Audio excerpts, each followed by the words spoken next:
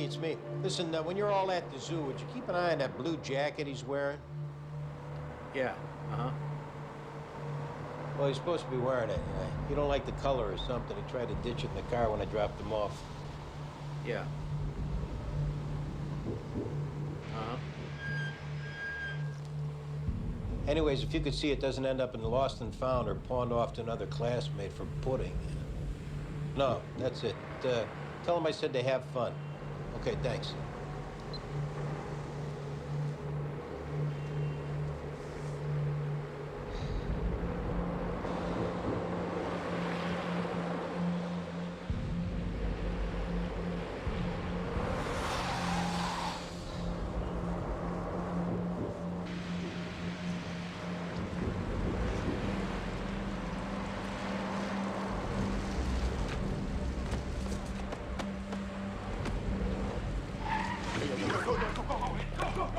Freeze, assholes! Police!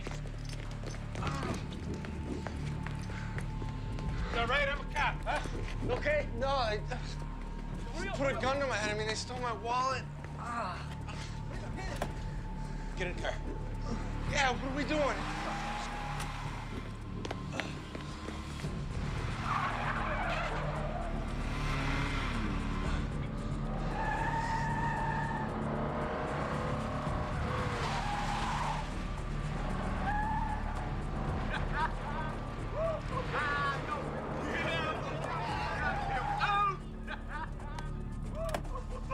Stay here, get a plate number.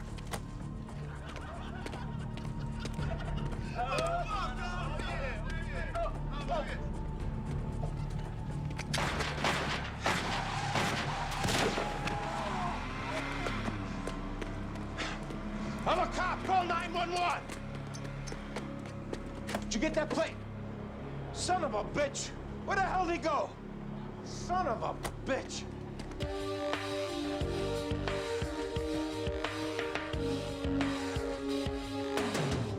After I fired, they drove off. Then I told a looky-loo super to call 911. They ever returned fire? I saw a muzzle flash. You sure it was theirs? Sometimes you think it's your own flash reflected in their windshield. I know the difference. I saw their muzzle flash. ESU's at the scene. They're doing a search. Anyone hit you know of? I heard yelling as they pulled off, but mostly for the driver to hit the gas. So they scoot which direction? Up First Avenue. I headed back to my car. At that point, I saw the victim was gone. Anyone see him split? No. Can you give any indication why I want to? He was late for church. I don't know. Was he reluctant to get in the car? It wasn't a kidnapping. Any conversation in the car? Or what was his attitude? He was pretty shaken up.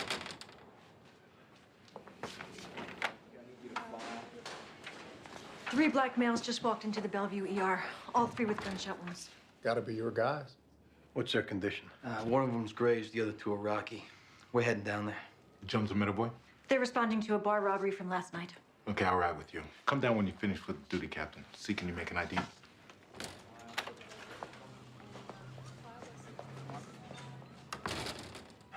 You see him good enough to make an ID? Yeah. So, Detective, when was your last tour of duty? Yesterday, 8 to 4. You do any drinking last night? Captain, this was a clean shoot. I'm not saying it wasn't, Detective, but I gotta ask the question. I wasn't drinking last night. I'm sober 4.5 years.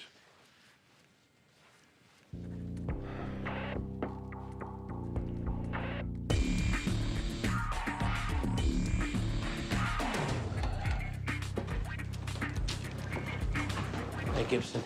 How's Sipple? Is everything all right? He's fine. I'm hearing he hit all 5 perps. There were 3 perps. Now it's a fish story. Yeah, what do we got here? 3 white males come in right after closing. Ski mask, clear the till, clean out the bartender, waitress, and 3 regulars. 2 of the perps take one of the patrons into the woman's bathroom and rape her. She's at Bellevue. Anything to go on? Rape victim said they pulled their mask up in the bathroom, but she wasn't in any kind of shape to get into details. Now, where's everybody else?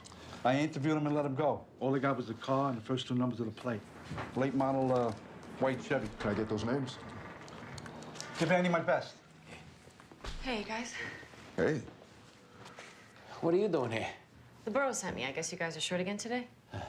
Anyway, I talked to Lieutenant Fancy. He said to meet you here. Okay, we got a stick-up rape. We'll be heading over to Bellevue. How about you interview the rape victim? Sure. So we're done here? Yeah, I tell you what, why don't you check out the ladies' room? That's where the rape took place. Has crime scene processed it? Yeah, but check and see if anything got missed. You got it.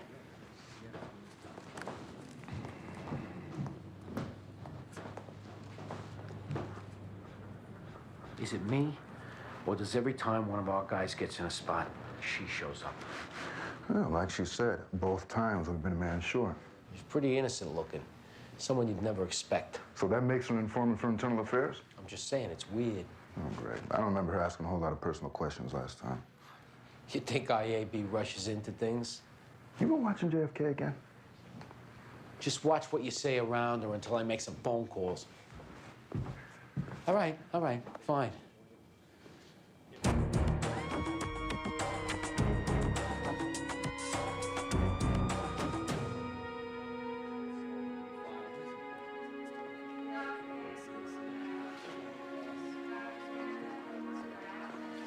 Ellen, I'm Detective McDowell. These are Detectives Jones and Metaboy. Can you tell me what happened? My roommate had her new boyfriend over, and she asked if I could, go somewhere else. So I called my friend Patty and had her meet me at the Chatterbox because it's so close to my apartment. And I called my roommate at 1, but she didn't answer, so I thought I'll give them until 2:30. I mean, it's not like I even hang out at that bar all the time or anything. Ellen, the guys who did this, can you tell me anything about them? Masks. They had masks, and they were white. Did they ever remove their masks? In the bathroom. Could you identify them if you saw them again? I think so. I mean, I'd been drinking, and in the bathroom, they had my face pushed in the sink. But somewhere in there, you think you got a good look? I think so. Shut Burke. I'm Detective Sorensen. This is Detective Russell, Lieutenant Fancy. You hear any news on my cousin or Deshaun? Doctor said your cousin's had surgery. He's stable. Still working on Deshaun. Man, that psycho really blew a chunk out of his neck. I've never seen so much blood. Why don't you tell us what happened? Me and Anthony, we were driving Deshaun home when we were stopped at this light, and out of nothing, this big white guy runs up and starts spraying bullets. Rewind a bit, Asada. Where were you coming from? This after-hours club on D. Save the robots. Yeah, you do any drinking there? Any dope or ecstasy? No, we weren't drinking. And we don't do drugs. Well, you must have been out of place, because that club is a well-known pharmaceutical clearinghouse. To us, it's a dance club. Me and Anthony had a 2-hour drive back to school, so we were sober. What time did you leave the club, Asada? About 6:15. Walking or driving? We were driving. We were shot at in a car. So you were never walking on 8th toward First Avenue? No. Never came on a tall white guy who you maybe asked to empty his pockets? What are you talking about? Round the block from where you were shot up, 2 black guys ripped off a white kid at gunpoint and split in a Jetta matching yours. The crime was witnessed by a cop, Asada. So start easing off your ambush scenario. The guy who shot at us was a cop. About now, I'd start thinking how getting us your gun could help shave time off in jail. I don't know about any gunning. We were not doing a stick-up. Either give a statement or get picked out of a lineup, in which case the judge will never hear your side of it. All he'll see is an uncooperative prick, too stupid to move out of the way of a wrecking ball. Stupid doesn't put you on the dean's list at Albany State. And it didn't put my cousin there either, so maybe this wasn't our fault. Maybe your cop don't know one Jetta from another. He just picks one and starts blasting. Oh, he was blasting on account of the gun in his face. No, we didn't have a gun. Now you're bothering the other patients, Mr. Burke. Then for all our sake, leave me alone. Where's this Jetta of yours, Asada? We gotta take a look at it. In the parking lot. Knock yourselves out. Don't get too comfortable.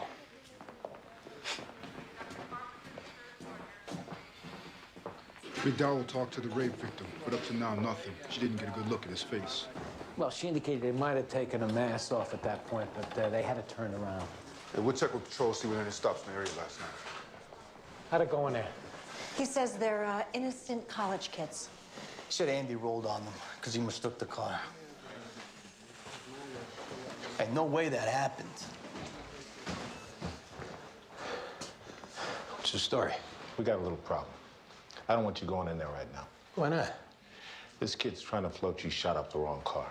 Impossible. Not possible. You're absolutely certain it was the same car. It was the car. Those were the guys. All right, but until we get your witness, we can't prove this kid's lying. Russell and Sorensen will recanvass. Meantime, be patient. Going back to the house. We're on it, Andy. Don't worry. Yeah. Don't worry.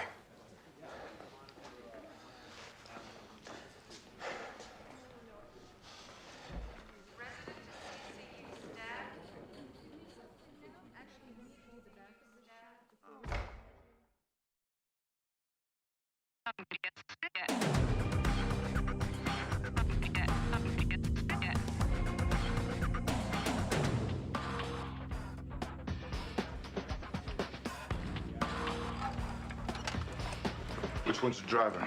Want to be number one here? Put him in interview 3, stick him in the poke, and the other one downstairs. What's this? Our uniforms grabbed them up. I can see that. They fit descriptions of our suspects in the bar stick-up. What descriptions? I thought they were ski masks. Robbery squad had a pattern on 3 white males doing stick-ups with ski masks, driving a late model white Chevy, and that's what these 3 guys were driving when they got pulled over. But with no ski masks. It started off as a series of parking garage stick-ups 3 months ago. Recently switched to bars and grills and restaurants. Any rapes? No, this will be the first. So you sure they weren't driving around at 11 a.m. with ski masks on? I meant on their person. So, I'm in on these interviews? Yeah. Hey. How's it going, detectives?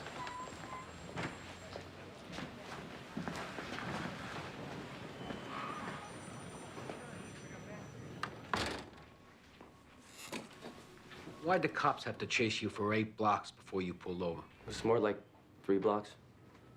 I couldn't find a place to pull over. In the future, just as a general heads up, don't do crimes with 2 other guys. It opens the circle up too much. That's true. You found that too? Oh, definitely. It's hard enough staying friends with one guy, making sure one guy doesn't run his mouth for whatever reason. But 2 other guys? I've never seen 3 guys hold up. Last night at the Chatterbox. Chatterbox. Isn't that a bar? Yeah. One you and your friends were seen driving away from after you robbed it. Well, we were driving around last night. Sticking up a bar, I think I would have remembered that. You gamble much, Jake? Who's playing? You're betting 10 years that one of your 2 buddies isn't going to tell us about what happened, and whoever does gets the deal. The other 2 get the time. You know, this would really make a whole lot more sense to me if I knew what the hell you were talking about. All right, Jake. We're gonna make you stand in a lineup. You can make me stand on my head and then do nothing.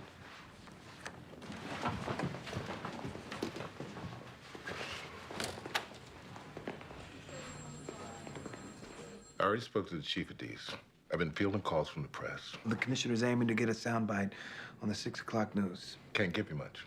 Beyond investigations ongoing. My general sense, that won't satisfy the commissioner. He wants to announce an arrest?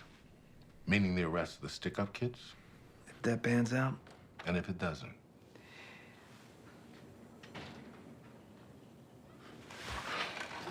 An afternoon to clear a cop with 22 years on the job. This is from the ivory tower, Lieutenant, not from me.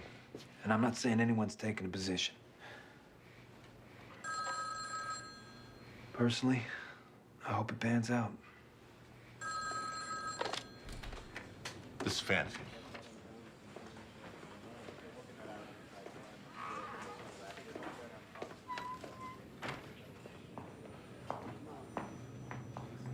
Pleasant chat.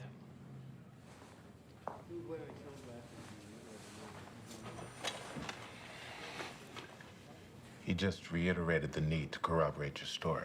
Just came in to reiterate. Nothing about consequences, heat from the brass. Commissioner wants a statement on the 6 o'clock news. That I'm a collar? Martinez was vague. Guess that's going around. Downtown called. They want you to head to Left Rack City. See the shrink. Usually I give you a few days to settle down. Any sense of trying to get in front of something? Maybe get an early collar on a psycho cop likes to spray bullets? Andy, Martin said no one's taken a position thus far. You can tell. Whatever he says, I guarantee no one around here has. And I don't need to tell you, watch what you say to the shrink. Don't want to let my wacky side show. Another reporter, Lieutenant. This one's from the Post. Referring to DCPI and anyone else from now on. Can I receive?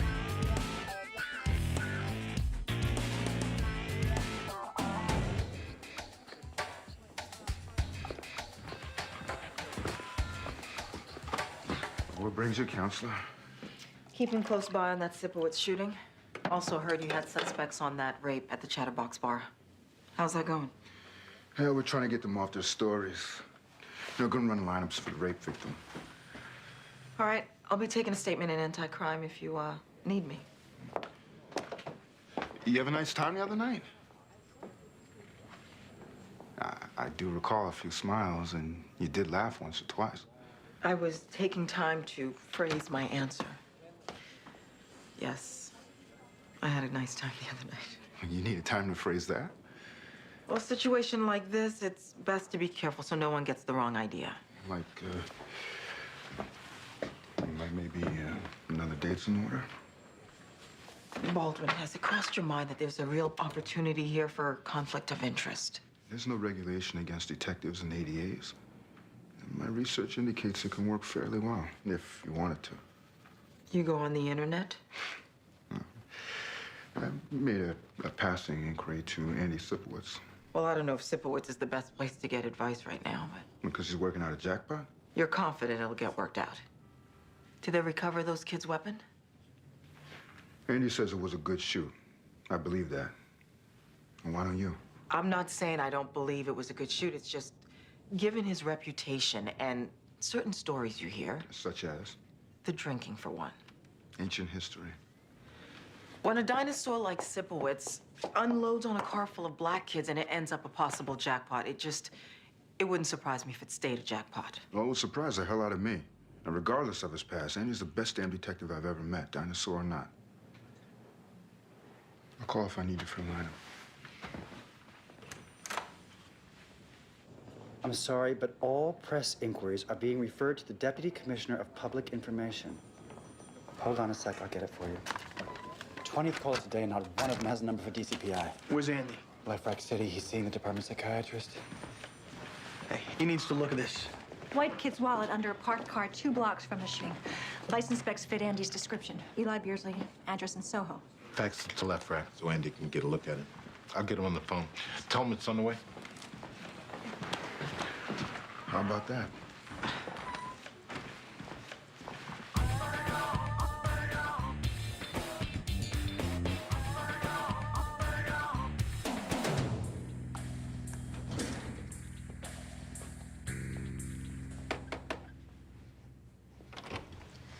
How do you do, Mrs. Beardsley? Oh, Beth, please. The doorman mentioned names when he called up, but I forgot. Diane Russell, Danny Sorensen. And I'm not sure I know what this is regarding. Actually, we were hoping to speak to your son. Why? Well, he's not in any kind of trouble, Mrs. Beardsley. We found his wallet, and we just wanted to ask if it'd been stolen. Is he here, ma'am? I just got back from my trainer, so I'm not sure. I'll go check.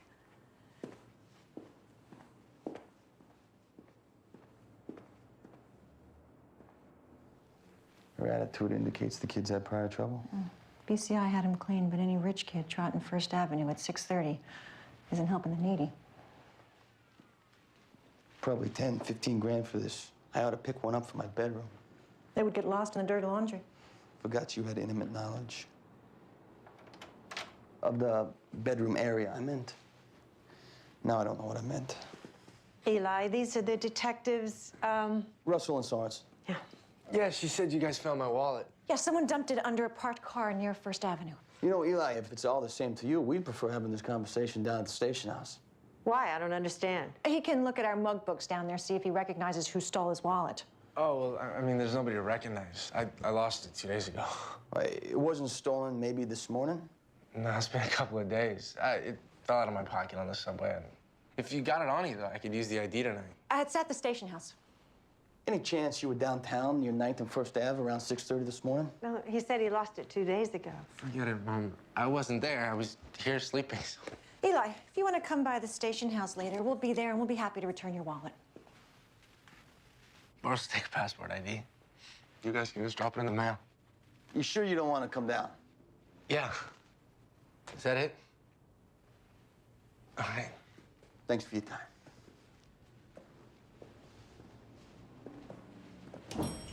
That kid's pure skill, Diane. Skilly eyes, skilly habits. Just no drug collars and nothing putting him downtown. No way he's telling the truth. Danny, I'm trying to think of a way to go at him. Hey, what's your name?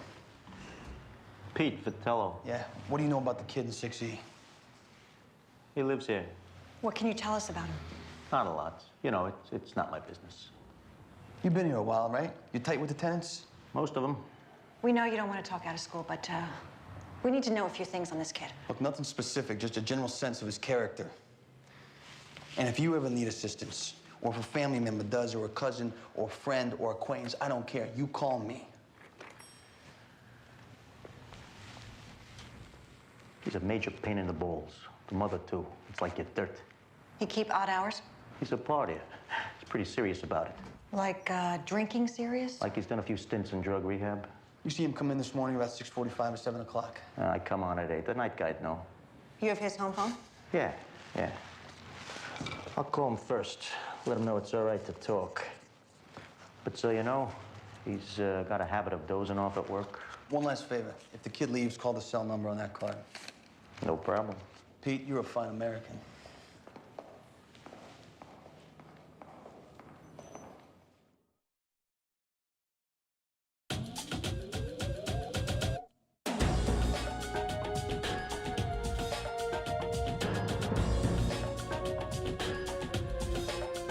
Detective, how does it make you feel that the shooting is presently questionable? I'm confident it'll work itself out. That's an intellectual response. I want to know how you feel about it. I suppose a little anxious to put it to bed. Where do you think that anxiety is coming from? Spain. Seriously, Detective. Do you think you're feeling anxiety because at root you feel you may have possibly been in the wrong? No, it was a good shoot. How do you feel about black people? What's that got to do with anything? Duty captain's report says that you rounded back after witnessing 2 black youths walking behind a white youth. Yeah, they were scoping them out. When you passed, they were separated by about 50 feet, you said. From that distance, how could you possibly know what they were doing? I got enough years on the job to read body language. Would you have rounded back if the 2 black youths had been white? They weren't. Certain folks in this field would say that that kind of answer, or lack thereof, is essentially a guilty admission. So by not saying anything, what I'm really saying is I only went back because those kids were black. Now, take it a step further and ask yourself, did I only shoot because they were black? I shot because they had a gun on me. Which hasn't been found. What is this, huh? What are you trying to get me to admit? Just the truth. Did I roll around the block again because these kids were black? Maybe. But I might have done the same thing if they were white. I don't know, because they weren't. What I do know for damn sure is I shot at that car because there was a gun pointing at me. That's it. No colors, no black, no white, just the gun. If you rolled on them because of a prejudice, Detective, you can't just divorce yourself from that when it comes to the shooting. You know what, Doc? I've had about enough of this crap. I'm leaving. Detective Sipowicz, we have 42 minutes left. Yeah, well, stick them in your ass. This will be reflected in my report, Detective. Stick your report in your ass, too.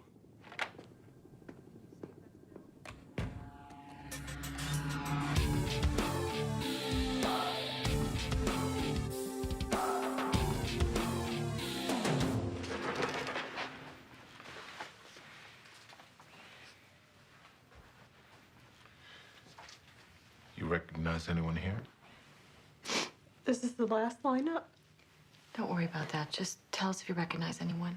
Okay, but the guys who raped me, are they in this lineup? If you recognize someone from last night, then tell us.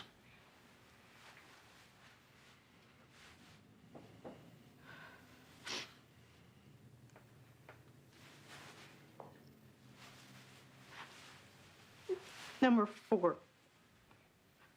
Relax in there a minute, guys. Number 4 is one of the guys who raped me. Come on, let's go talk outside. Wait, he's one of them, right? Number 4? No. Can I just see that first lineup again? It's okay if you don't recognize anyone. I've been drinking. They had my face shoved in the sink. I couldn't see. I know. Okay, so what is going to happen now? They're just going to get free? Come on.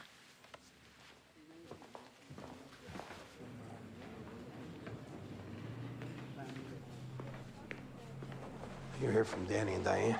Alas, I heard they're at Beards' apartment. They should be here any minute. You all done with the shrink? It wrapped up quick. I'm interested how they made out. That shrink report will not be favorable. Guys, she couldn't ID. There should be a different crowd at the bar by now, so we'll go back and recanvass. And we're having the owner meet us there. Yeah, how's she doing? McDowell. Well, I think she's doing fine. Me too. But I had some initial reservations, and I made a couple of calls. She's not with IAB. Yeah, that's what I found out. But she pulls away? Yeah, absolutely. I got the facts. Where's that kid, Beardsley? He wouldn't cop to it, Andy. Wouldn't cop to what? Wouldn't cop to being down there at all. That was the kid. The same one from the photo. We know, Andy. Guys, inside. Pick the suspect first. Make sure we know where to find him. Chances are Beardsley was on the street this morning copping dope, and he didn't want to admit it in front of his mother. The doorman confirms he comes in loaded. Kid's a skell. I didn't get that hit off him. Dorman see Beardsley come in this morning? No, and we checked with the night guy who didn't recall but was probably asleep. Did you make any attempt to get him away from his mother? We tried, but the mother blocked it. So we're no place. All right, we're going to change into soft clothes, and we're going to sit on the kid's place, and we're going to tail him till hopefully he makes a move to cop. Will he be checking in with his schedule? Because I'll see to it that Gay John keeps the phones clear. We figure he'll head out soon, seeing how he lost his money getting mugged, and he's been at home all morning waiting for his mom and her purse to get back from the gym. Then you better get going. No one's giving up, Andy.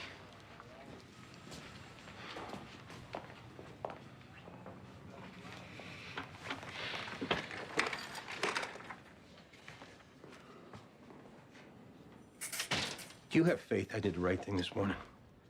I believe your story, if that's what you're asking. Because I don't care what else happens here as long as you know that I did the right thing out there. If you're asking, do I think it's possible you shot at a car full of kids just because they're black? I don't. That means a lot. I have respect for you. I have respect for you, too.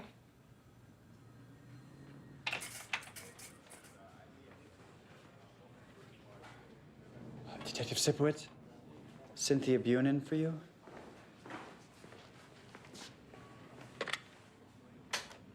Hey, Cynthia, how's it going? Huh, why wouldn't I be okay?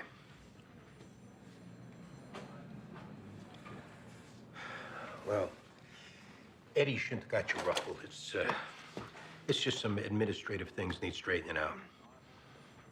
Now, shootouts always get you tense, but I'm all right. There's nothing to worry about. Hey, listen, my lieutenant's calling me. I better call you back later, all right? Yeah.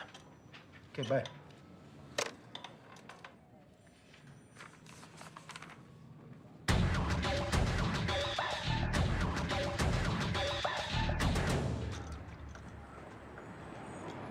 Tommy Riedel? Right here. Detective Jones, Metaboy McDowell. I've asked around people who were here last night, people in the neighborhood. 3 white kids with ski masks. That's it. What did you see? The gun in my face, then the floor. Excuse me, sir. Could you move for us, please? I'd prefer not to. Well, I'd prefer that you did. So do me a favor and work on your afternoon heater at one of the tables over there. This is my stool. I drink my drinks right here. Branch out a little. Go ahead, Ernie. Next round's on me. I should hope so. There you go. Oh, jeez. You should leave now, Ernie. Club soda?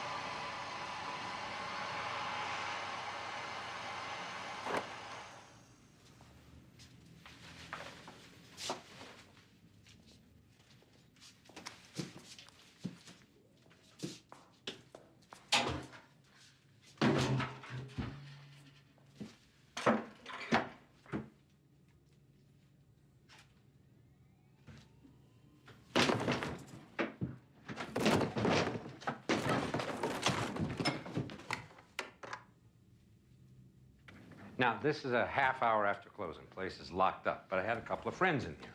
I unlocked the door to let one of my friends out, and they all three came busting in. How long have you owned this place? 16 years. How long have you run it? The whole time. Get your ass in here.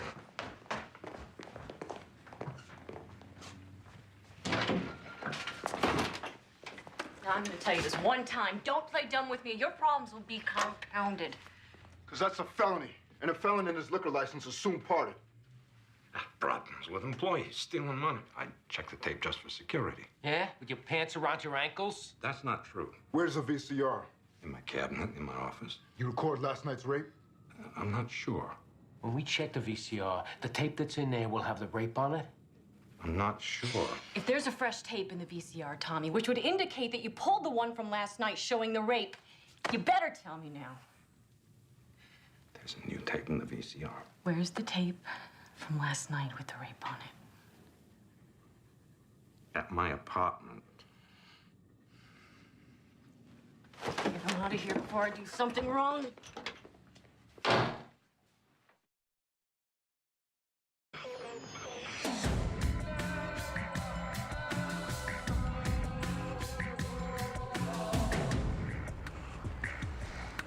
What are you thinking about? How cornered I'd feel if I was in Andy's shoes. I was a basket case looking at getting thrown off the job, but this, I'm facing real charges, maybe a night in jail, I'd be huddled in a corner. I don't mean to bring up something if it's a dead topic, but we had a bit of an uncomfortable moment in this apartment earlier. The, intimate knowledge of your apartment. It was completely unintentional. I guess, given our history, there are certain minefields we may step into time to time. Yeah, on the way to a comfortable status quo. A rocky step occasionally, and then, smooth sailing. But no offense taken? Of course not. Good, because I felt like a complete idiot. So did I. There's our boy. Sorensen. Great, Pete, thanks. That was Pete the doorman with a heads up on Beardsley.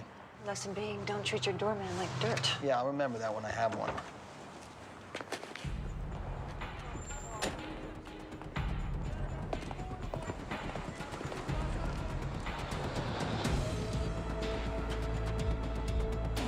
So what's up, man? You home? Hold it up, Eli. Hey, you looking to take a drive, too? No, ma'am.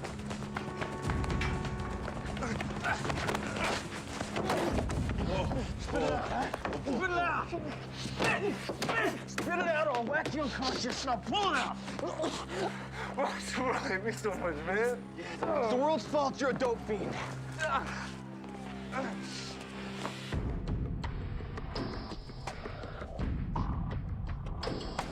My wife hated it. Made me shave it off. I'll catch up with you. Hey. So what happened this morning? I came in with my belt off the loop. That make the wire service too? What are we talking about? You playing Associated Press to your niece, Cynthia. Or she got some other precinct mole filled her in on my shooting. Andy, you just came up in conversation. Well, I don't like being a subject of your conversations, Eddie. You know, she was my niece before she was your girlfriend. Girlfriend. We had a few dinners, Gibson. And regardless of our relationship status, my business in this house stays in this house. All right? Until I say different. I agree to that entirely. But situation like this, how are you going to blame me? Meaning somehow it's vital information to her. I was involved in a shooting? It just came up in conversation. Or you're giving her heads up that it's a potential jackpot. You know, I got nothing but confidence this will work out. Just you'll be jumping off the ship about now and inviting all family to join suit. Andy, I have nothing but the best intentions.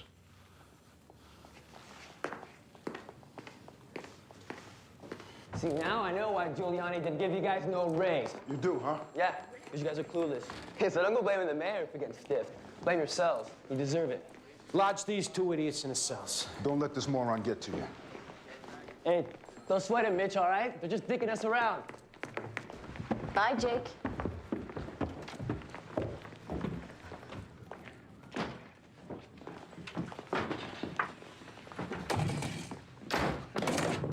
So what was after the three you heisted the chatterbox. Jake watched the front door while you and Terry took that woman into the bathroom and raped her. Just because you keep saying that doesn't mean I'll believe it. You ever seen what it looks like?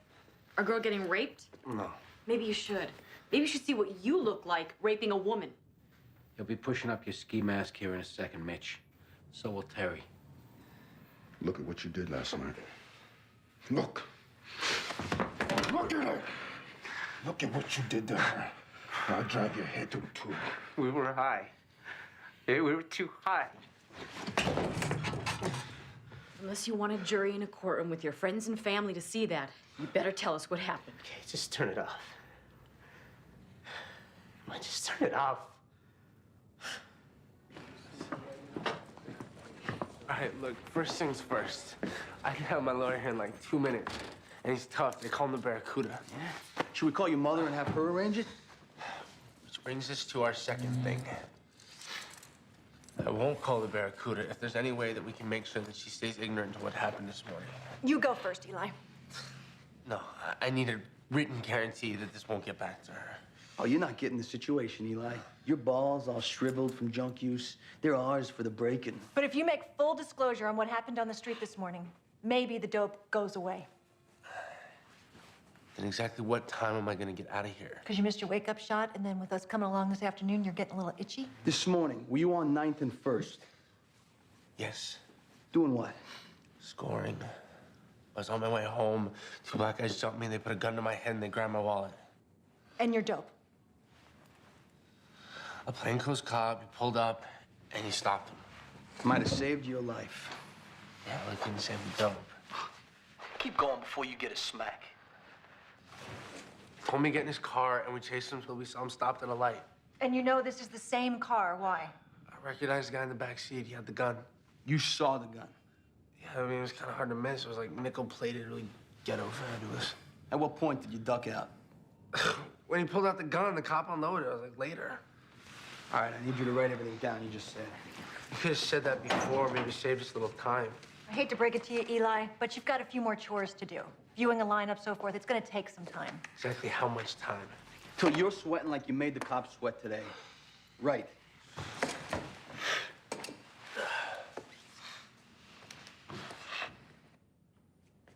I'll call Martens. Get a uniform to bring in the kid from the hospital.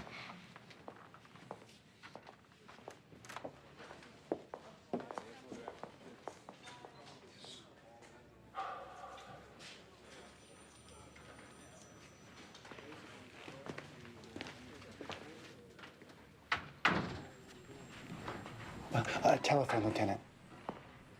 What? Andy?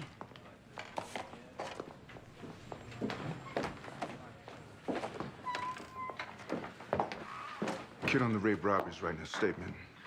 Good work. That's a hell of a thing about Sipowicz. I guess next time with a situation like this, I should give it time to shake out. You could lighten up a bit, too. Maybe that, too. Got dinner plans? You asking me out? Let me get back to you. At your leisure, Detective.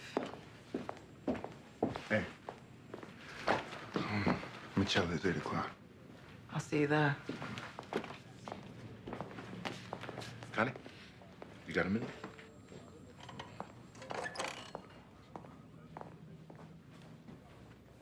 Good work on that rape robbery today. Thanks. You get along all right overall? Fine. So, career-wise, you partial to floating from squad to squad? Or would you prefer settling down? It would have to be in the right squad. Is this the right squad? Absolutely. Great. Borough call. You've been assigned. I hope that's okay with you. Happy to be here.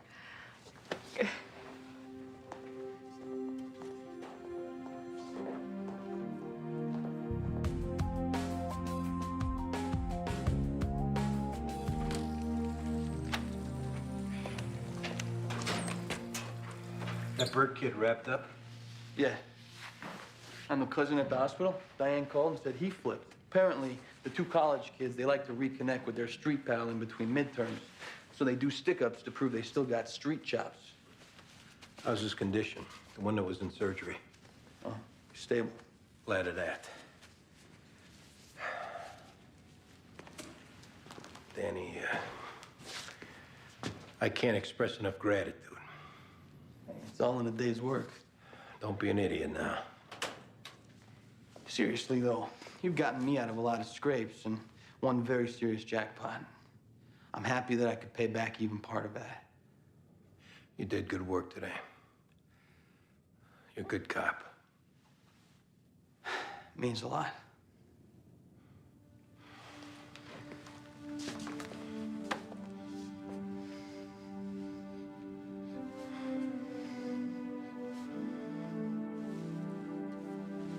Night. Night.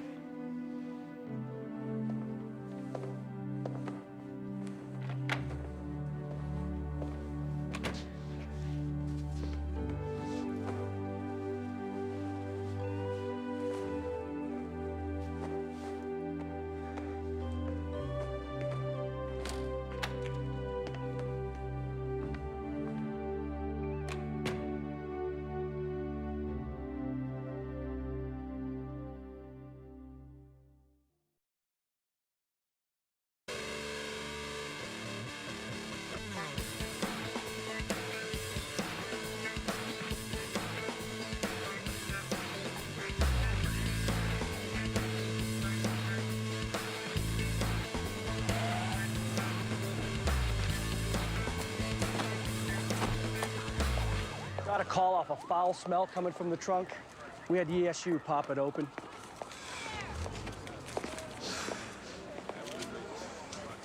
Two in the head, close range. Looks like he's been in here maybe a week. That's like the mob leaving flowers. You whack a guy, throw him in a trunk, then dump him outside a social club till the stink gets even worse than usual. I take it we got witnesses crawling out the woodwork, this being headquarters for the Scarpelli crime family. You. Me? No, Jimmy Hoff over there. Come on. How come you're breaking my balls? I didn't do nothing. You ever seen this guy before? What guy? Let's try that again, asshole. Ah, come on! You recognize him now? Let me up. I'm gonna puke. Just keep it off me. It looks like Eddie. Eddie Testa. And who's Eddie Testa? It's just some guy. I'm gonna call my attorney. I'm gonna sue you for harassment. You're a pussy. Guy's calling his attorney for being harassed, and he's calling me a pussy.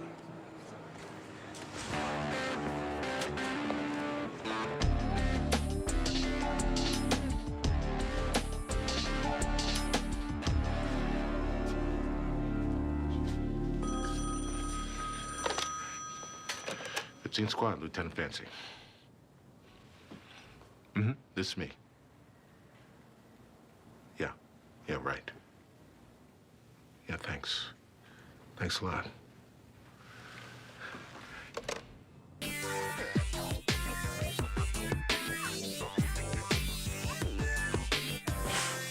Hey, Doc. I'm Detective Russell. This is Detective McDowell. Harold Zakian, urologist. Well, deep artery's completely severed. Otherwise, he's stable. Just out of curiosity, how much of the thing did you lose? I'd say about half. Any news on the missing part? The quicker we find it, better chance of making this guy whole again. Keep your fingers crossed.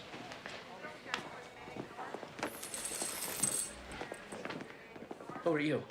I'm Detective Russell. This is Detective McDowell from the 15th Squad. They sent female detectives? Got a problem with that, Vincent? Why don't you just tell us what happened? I met him in the subway when I got off the D train. He's one of those street types who hangs out on the platform. I mean, a hustler. You get his name? No. What'd this guy look like? Black. About 5'4", kinky hair. He winked at me. So, after he let you know he was available, He took me up to the men's room. do you remember which one? Not really. Far into the station, I think. You know the rest. You tell us. Might help us find the guy. Well, we're in the stall, and he's doing what he does, and suddenly I feel a sharp pain. And I see he's holding a knife. And now there's blood everywhere, and half my thing is gone. Any idea why he'd do that to you? Absolutely none. What happened to the part he cut off? Uniform officers didn't find it. I looked around the floor, I didn't see it. Maybe he took it with him. Okay, we're gonna try to find who did this. Maybe he can tell us where it is. Fine.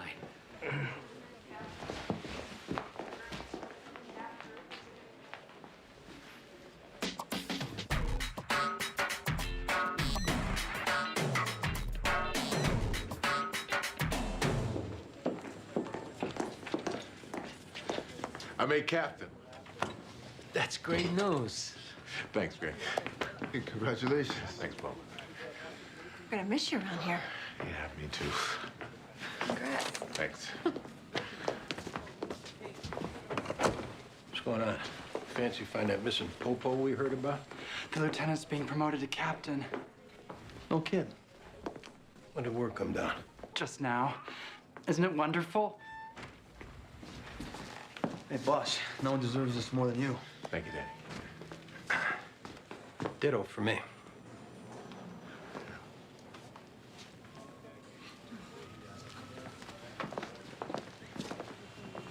When you getting made? Next Tuesday. Whoa, that's quick. Anyways, at that social club, DOA in the trunk, we figured some rival family dumped the car outside. So whoever did it was sending the message. One of them wise guys stopped scratching his balls long enough, give us tentative ID of the victim, Eddie Testa.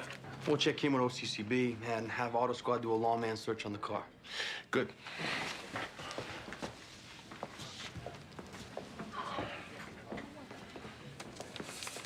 Look, I don't mean to sound like a killjoy, but why are you doing this, huh? I mean, lieutenant in the detectives bureau, you're already making captain's pay. For all you know, they'll put you back in the bag. Well, they told me they're gonna do what they can to retain me in the bureau. Well, when you're out in far Rockaway working some serial purse snatcher, don't say nobody warned you. Thanks for your concern, Andy.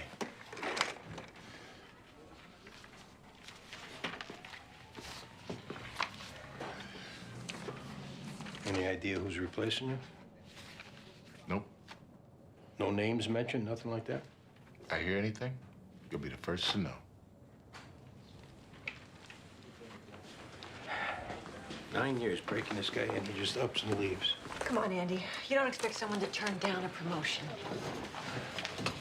Detective, I believe I heard something this morning about a missing male member. Yeah? This call just came in.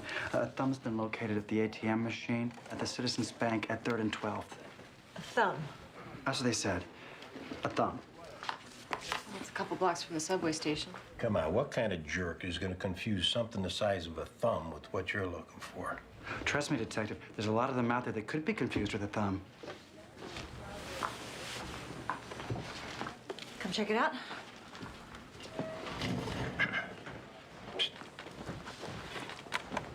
Fancy knows who's replacing him. Who?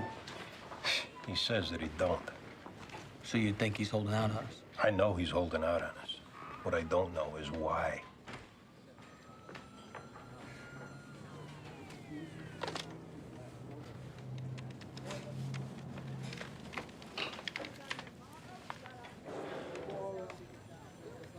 Hey, Kasukas, Andy Sipwitz, I got a favor to ask.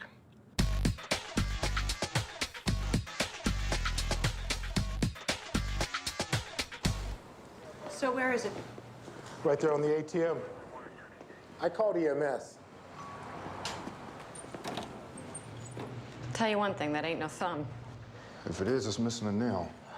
And that's half. No wonder my wife threw me out. Lady over there is the one who found it. Name's Allison Hopkins. Have EMS get that to Bellevue. There's a guy there looking forward to a family reunion. I'm Detective Russell. This is Detective McDowell. Could you tell us what happened? I was short on cash, so I went to use the ATM. As I stuck in my card, I noticed this thumb lying there next to the deposit slips. I found a security guard, and I guess he called the police. You didn't see who left it there? No. Whoever it was must be crazy. Cut off someone's thumb, leave it lying there like that? It isn't actually a thumb. No. Then what is it? A penis. Actually, half a penis. That's sick and disgusting, even for New York.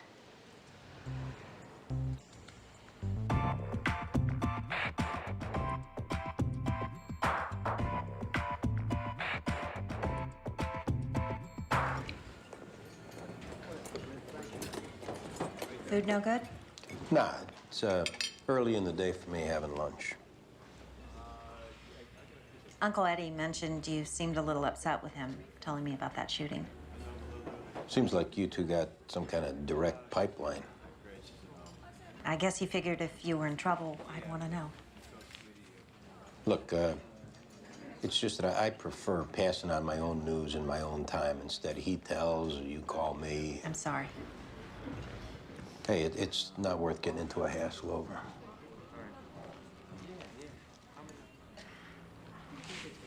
I don't want you to think I'm trying to put pressure on you, Andy. It's just, you're the first man I've met in a long time that I care about. I care about you too, Cynthia. I hear a but in there. Thing is, I don't know if I can give you what you're looking for. Is that the question, or is it that you don't know if I can give you what you're looking for? Yeah. I don't know. Maybe.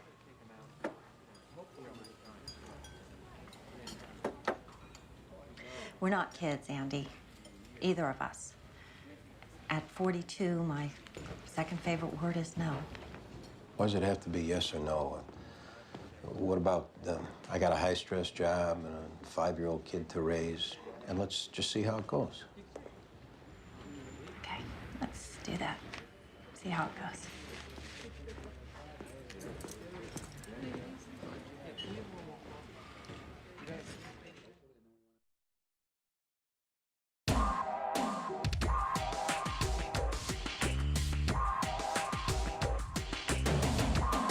Photos off the ATM. Match the description the victim gave us. You got an idea where to look for this guy? Transit cops said there's homeless guys that give Hummers in the men's rooms. Some of them sleep in these old deserted subway tunnels. Yeah, thanks for getting back to me. Dalto. Susan Dalto. Spell that. D-A-L-T-O. Okay, thanks. This woman, Lieutenant Dalto, that's who's replacing Fancy. She's coming over from the rat squad. Oh, geez. This is a disaster. Well, in the meantime, the blisters come back. The slugs were fired out of a .22 pistol. Weapon of choice. Yeah, the DOA, he was a low-level button man for Scarpelli. OCCB heard that maybe he was banging some broad he shouldn't have. Thinking with his dick, step up for most of these guys. Yeah, lawman search may be the jackpot.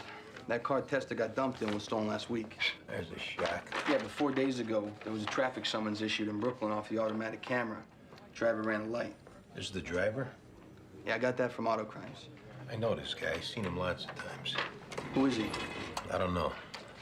Some guy you collared? No, not like that. It's some guy that you see around. Baldwin. Yeah. You know this guy? No. You know this guy, Greg? Sure. Yeah, that's the guy that runs Karamazov's Pizza over on Mulberry Street. How come? Thanks. We'll let you know what we find.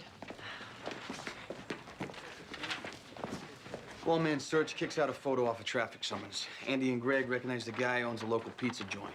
So, check with OCCB, then go grab him up. Yeah, that's what we were thinking. Something else?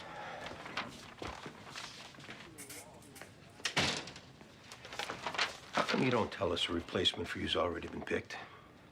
What are you talking about? Source at 1PP's never steered me wrong says it's a woman out of the rat squad named Susan Dalto. Andy, as far as I know, nothing's been decided. Try not to get yourself all worked up. Yeah, right. Look, if it makes you feel any better, I'll put a call into personnel myself.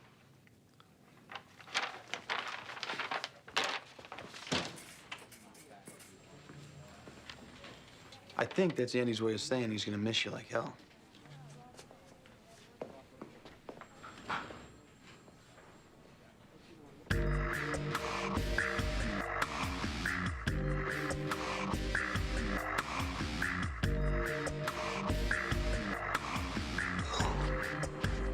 No surprise, I guess, OCCB shows that this guy's got ties to the Marino family.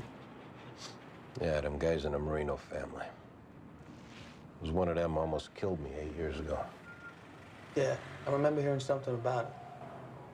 Took 5 slugs. Put me in a coma. Took a couple right in my ass. Couldn't sit down for months without one of them pillows. Ouch. Well, I'm glad you made it. It was after coming through that I quit drinking.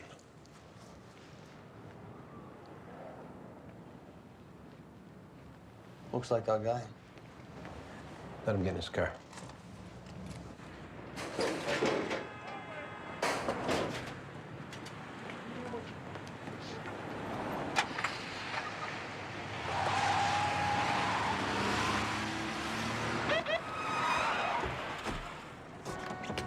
Get out of the car! Right.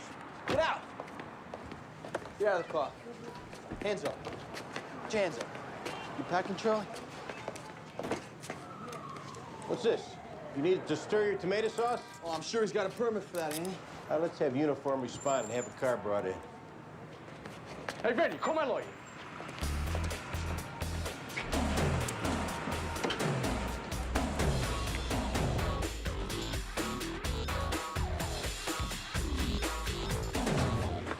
Okay. Hank, stick this guy in the pokey. Okay, you're welcome. Detective. What is it, John? Forgive me, but that name you mentioned earlier, Susan Dalto, is she being considered as a replacement for Lieutenant Fancy? Yeah. Why? I hate to say this because I like it here very much, but if that woman is going to be replacing Lieutenant Fancy, I'd have to think about transferring out. You saying you know her? I'm afraid so. She's a member of the Gay Officers Action League. Goal? She's a member of Goal? Actually, she's quite active in the organization. And if you don't mind my saying, she's a real ball buster. Gerald Holtzman representing Charles Karamazov? Yes, Mr. Holtzman. Jerry Holtzman. Another mob lawyer come to protect the rights of another scumbag. Detective Sipowicz. How'd you get here so quick? I was on my way to court and I got a call. So, was my information correct? Do you have Mr. Karamazov in custody? Yeah. I'd like to see him. Of course you would, Counselor. Does he have your number?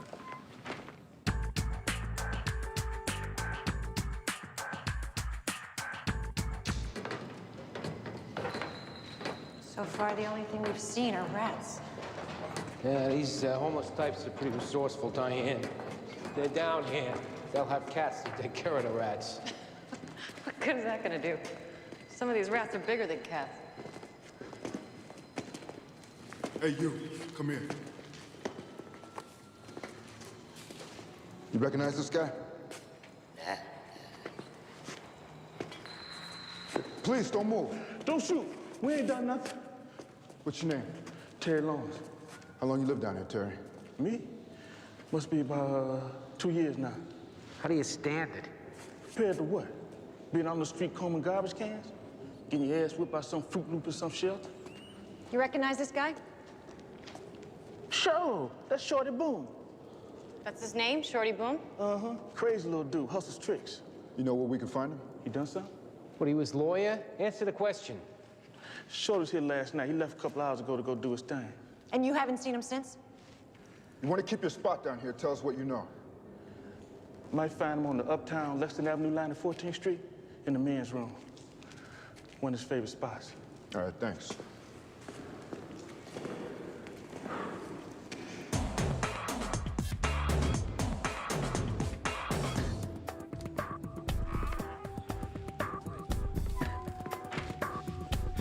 How long's that shyster weasel Holtzman been in there? Going on an hour. Greaseball client of his must be having trouble getting his lies straight. Let this Karamazov lie all he wants. We got his picture in the car, the weapon matched up to ballistics. Detectives, as a prerequisite to further discussion, my client would like to have present representatives of both the District Attorney and U.S. Attorney's Office. For what? So we can make some half-ass deal? Mr. Karamazov is prepared, under the right circumstance, to provide considerable information on several dozen unsolved homicides. But until the DA and U.S. Attorney are present, he shall remain mute. Your client's conscience is bothering him. He can unburden himself when they're strapping him down to give him the needle. I'm offering you an opportunity, detectives. We can do this here, and you can clear cases. Or you can have my client arraigned, and I will have him out of your hands making the calls myself. It's up to you. We make those calls, he better have something.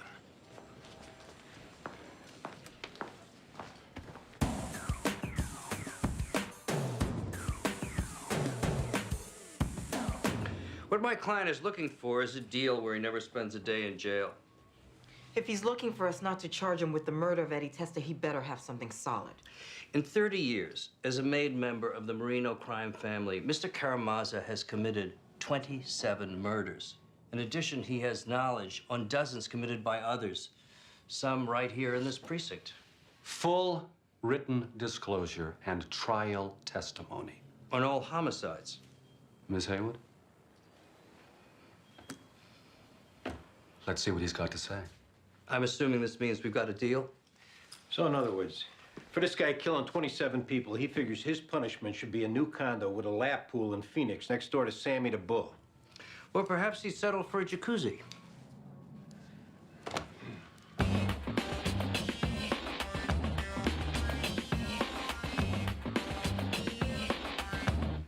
So who you want to know about?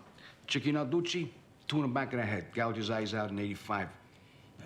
Jimmy Apes, ice pick in the year in '91. Charlie, here's a list of uncleared homicides from this precinct. Your lawyer said you had information. Oh, yeah. Vinny Manacuzzi, Stevie Lopez, Luca Bazzoli.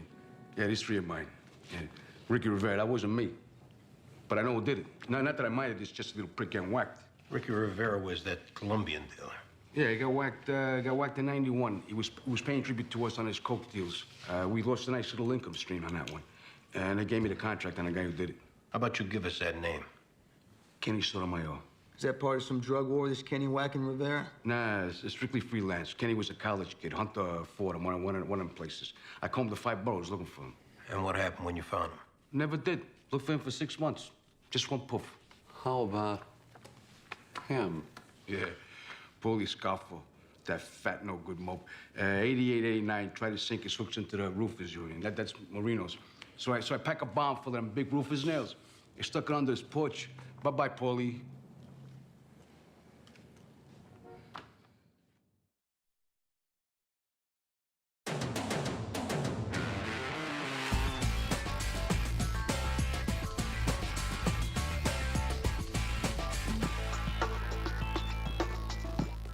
Really think the stench of piss was gonna be any less in here than where we just came from? Oh, please, pull him up and zip him up. Oh, my God. Put your hands up. Oh, my God. Okay, now open the door. Come out nice and slow. Both of you. Man, I can explain, man. Yeah. Shorty's gonna explain what he was doing standing with his feet in the bag while this guy was sitting down on a can. What's your name? Oh, is this really necessary? Yes. William Kaufman. Where do you work, William? On Wall Street. For who on Wall Street? Parsons and Company. Yeah? What brings you uptown? Shorty, one of your experts in emerging markets? I'm sure you're aware soliciting sex is a crime. Officers, please, I have a wife. I have 2 daughters. Are we ever going to find you here again? No, absolutely not. Take your bag and get out of here. You have no idea how lucky you are. Yeah, I don't get it. Oxman, this guy. This Shorty's a real skate. Must be part of the charm. Can a brother make a buck?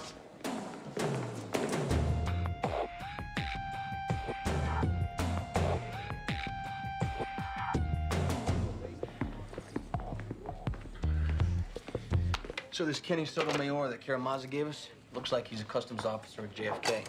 Customs officer. I'm calling local colleges, find the Kenny Sotomayor dropped out of Fordham in '91.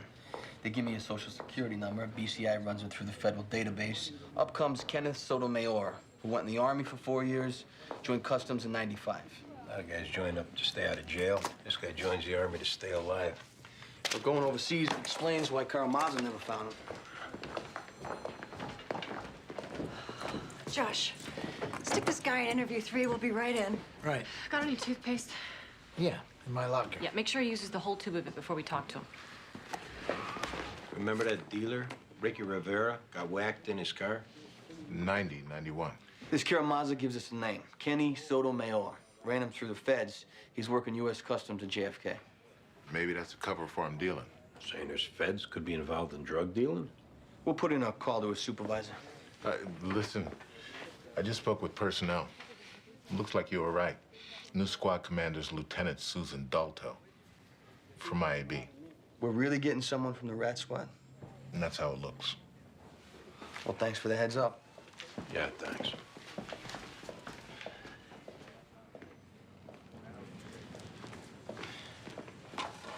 What's going on? Fancy's replacement is coming over from the rat squad.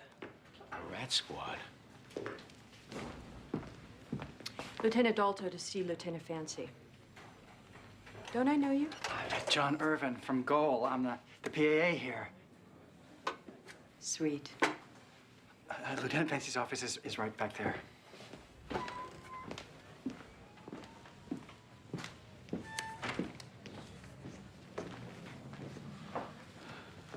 Who's that? That's Lieutenant Dalto from the rat squad. She's replacing Fancy. Oh, boy. I knew I should have ditched the hippo before she came. And that's coming from the same tribe. John here says he's considering a transfer. You know Lieutenant Dalto, John? Behind her back at Goal, some refer to her as the winemaker. What does that mean? Something about crushing grapes. Only I think it's a metaphor, if you take my meaning.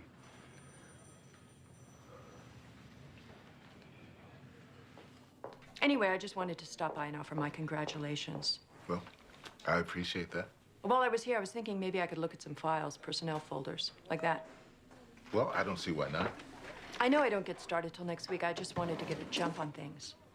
I've been looking forward to a command assignment for some time. I can't wait to dive in and get my hands dirty. Well, we'll set you up right in here. 10 cards. Personnel files. What you saw up there in that bathroom? I can explain it. Oh, we're sure you can. That was his idea. Man in the suit. He come on to me. And the shopping bag one guy stands in so cops only see one pair of feet, that his idea too? See, Shorty, the shopping bag.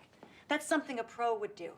We know that bathroom's one of the spots you bring your tricks. Oh, so you gotta bust down the door just to catch a guy making a buck. If he was paying you, how come it was you in the bag and him down there doing you? That's how he wanted it. You have any other tricks this morning before Mr. Rockefeller? That was my first. See, that's a lie, Shorty. No. See, first, I picked up some cans. Had me a donut. Next thing, y'all broke in on me in that stall. You didn't stop by the bank on 3rd Avenue. What?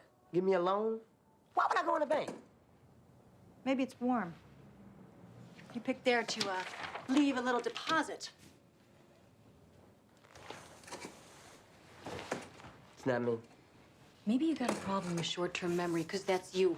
Dropping off what's left of a guy's penis you hacked off this morning. Don't make us bring that poor guy here from Bellevue to make an ID. Because either way, you're going down for this. No pun intended. You want this to be you're just some psycho, Shorty? You brought him up there to cut off his Jimmy, and that's intent. I don't believe you brought him there to do that. Something must have happened.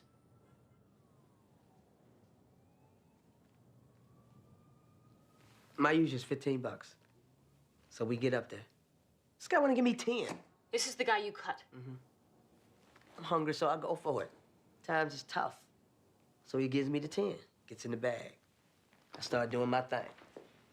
Now he's giving me instructions, telling me how he wants it. Now I'm getting irritated. I could see why, after him asking for a discount. Exactly. Now I can't stop thinking about the $5 he took off. So I take $5 worth off him. $1 an inch, huh, Shorty? Mm-hmm.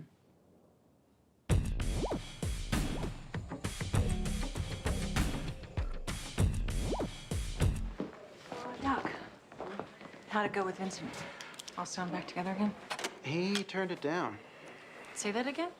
Vincent refused the reattachment. Brought in a psych consult, but he's adamant.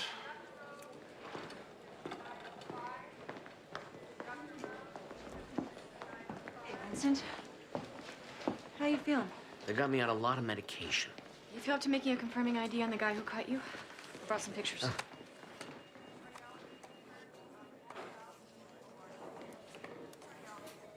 That's him. You're sure? Something like this happens, you don't forget the face of who did it. Did you find that bastard? We found him in a subway men's room hustling someone else. Oh, God. Did he cut that man's thing off, too? Vincent, I know it's not any of our business, but the doctor said you turned down the opportunity for them to sew you back up. Because you were afraid of the pain? No. Couldn't hurt any worse than it already did. Didn't they say you'd be better off with it reattached? Look, detective, I have been robbed. I have been beaten countless times. I've been humiliated. And still, I can't stop myself. I can't stop myself from picking up strange men. The fact that I'm here, that says it all, doesn't it? Vincent, are you sure about this? I know it seems extreme, but this is how I want it.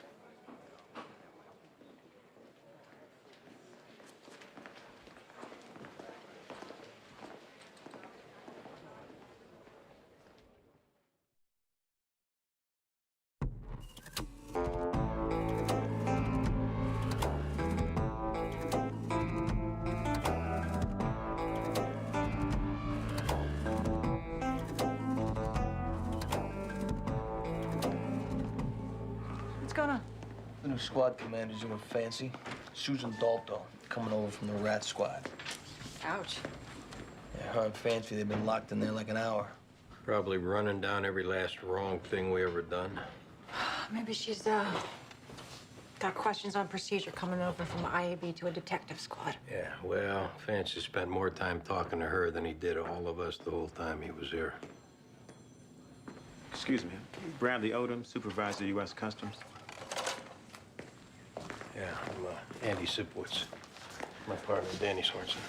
Thanks for coming over so quick. Sure.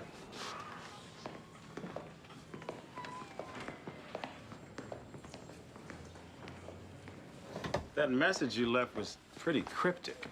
We didn't think it was appropriate to talk about over the phone. Well, now I'm here. How long you known Kenny Sotomayor? Kenny? 5 years, ever since he's been a customs agent. How come? We got reason to believe he's involved in a homicide took place 4 years prior to that. No, that can't be right. The information's solid, or else you wouldn't be here. Kenny Sotomayor is the finest officer I ever worked with. He's tough, he's honest, and he works his tail off, no matter how crappy the detail. I know this maybe comes as a shock. That's why we came to you first. Who is he supposed to have killed anyway? It was drug-related. Drug-related? Do you remember that bust at JFK a month ago? 40 keys of smack comes in from Peru. Kenny Sotomayor is the one who sniffed those guys out first. Does that sound to you like someone that goes out and does murder over drugs? This was a long time ago. We were hoping you would call him and tell him we wanted to talk to him about a collar we just made. You want me to lie to him so he comes in on his own? Or we can send someone to pick him up in front of his fellow officers.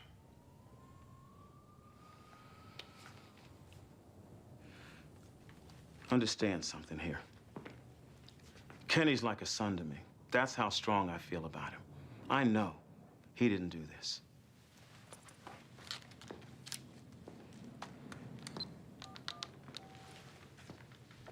This is Supervisor Odom.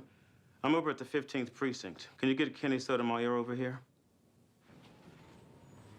Lieutenant, I don't want to tell you how to do your job, but looking over these files... This is a detective squad. This isn't about numbers. We're looking good at Comstat. Let's take Sipowicz.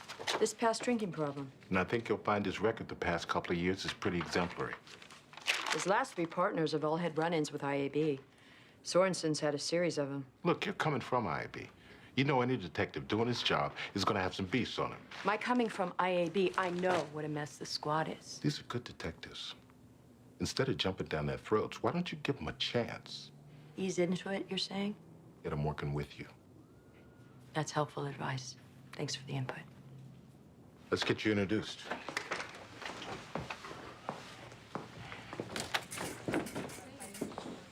This is Lieutenant Dalto. She's taking over as squad commander. I'd like to have a few words. I'm Susan Dalto. I've been on the job 18 years. This is my first assignment in the Detective Bureau, but I have taken the criminal investigator's course, so I think I've got a pretty good handle on the basics of running a detective squad. You're Detective Medavoy? Call me Greg. My partner, Baldwin Jones. Right. As far as moving teams around, matching up strengths with weaknesses, let's just relax a couple weeks till I get to know you. Connie McDowell, Diane Russell, Andy Sipowicz, Danny Sorensen. No offense to Lieutenant Fancy, but I like to do things by the numbers. I believe in following rules. Like filing DD-5s within 3 business days of catching a case, and making all your requests for time off 5 days in advance. No calling in that morning saying that you don't feel like working that day. And personal discipline. That means a shave for you gentlemen and proper footwear for the females. You never know when you might have to act like a police officer. But we've got time for all this. As far as I'm concerned, we start out fresh. You do a good job for me, and I'll treat you with respect. Anyone disrespects me, you'll be looking for another assignment. Simple as that. Anyone got any questions? When do you start? It's effective next week. Lieutenant Fancy will be here to ease the transition. Just wanted to say I'm looking forward to working with you, Detective. It's obvious from your folder you can be a damn good cop when you feel like it. That's supposed to be a compliment. Just call it an observation.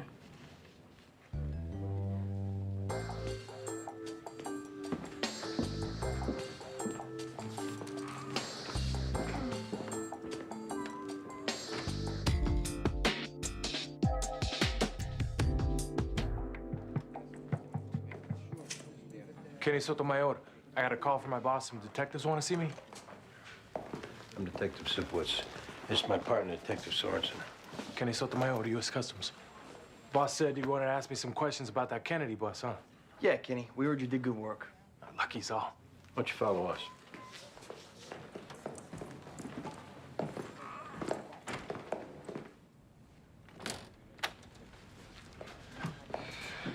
Hey, Cap.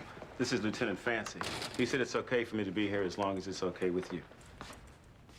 Why wouldn't it be okay with me? What's this about? Kenny, we're not here to talk to you about the bust. What then? Ricky Rivera.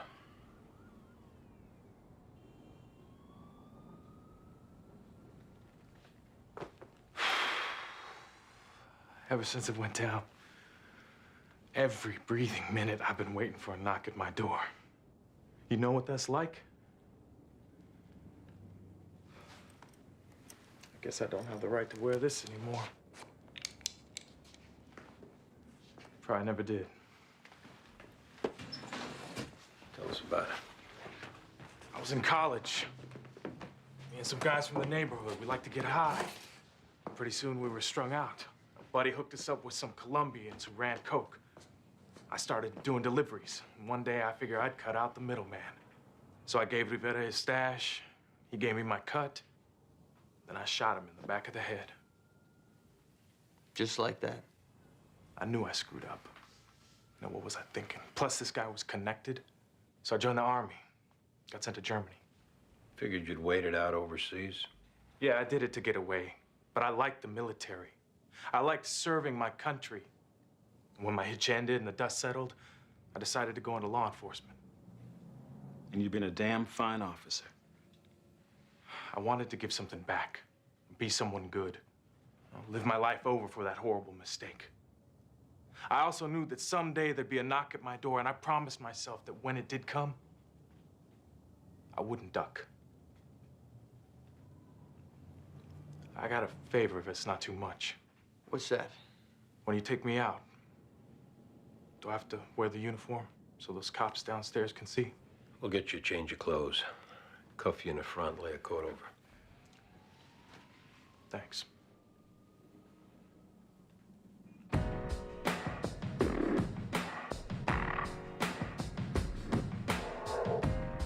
I, for one, am looking forward to getting home, spending my night zonked out in front of the tube. I'm gonna take Kenny down to central booking.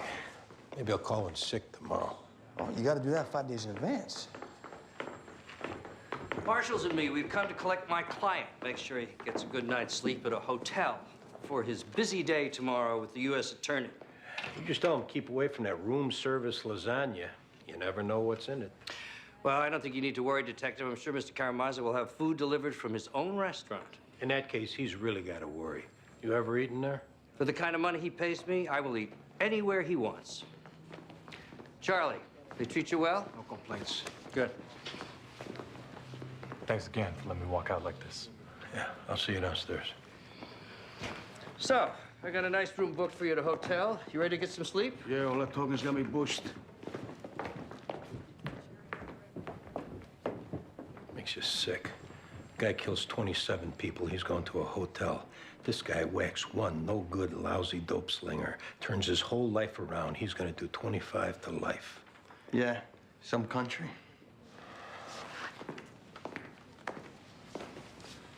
Night, guys. Yeah, night, boss. Congratulations again. Hey, thanks, Danny. Yeah, good night.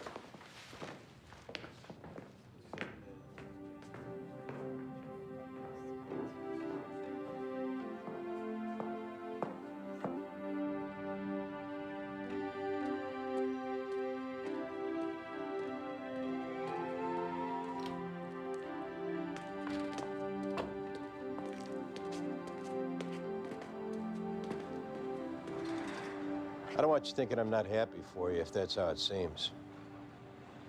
Well, thanks, Danny. You know me, it takes me a long time to get used to someone. Plus, I may not be the easiest guy to get along with myself. All things considered, I think we've done all right. I think last couple of years we got an understanding. Maybe I've been on this job too long. Took 9 years breaking you in. Now look what I got. Yeah. Things got a way of working out. She came on too strong. She'll learn better. Anyways, that's not your problem no more, is it? 9 years with this squad, and you think I don't care? If I'm retained at the Bureau, you come to me. Yeah. Maybe we can talk it over back at the rib joint. How about this time we have Italian?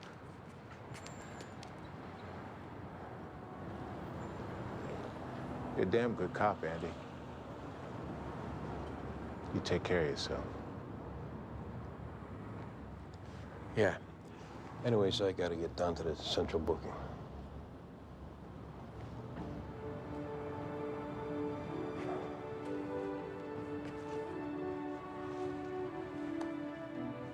Congratulations, Captain.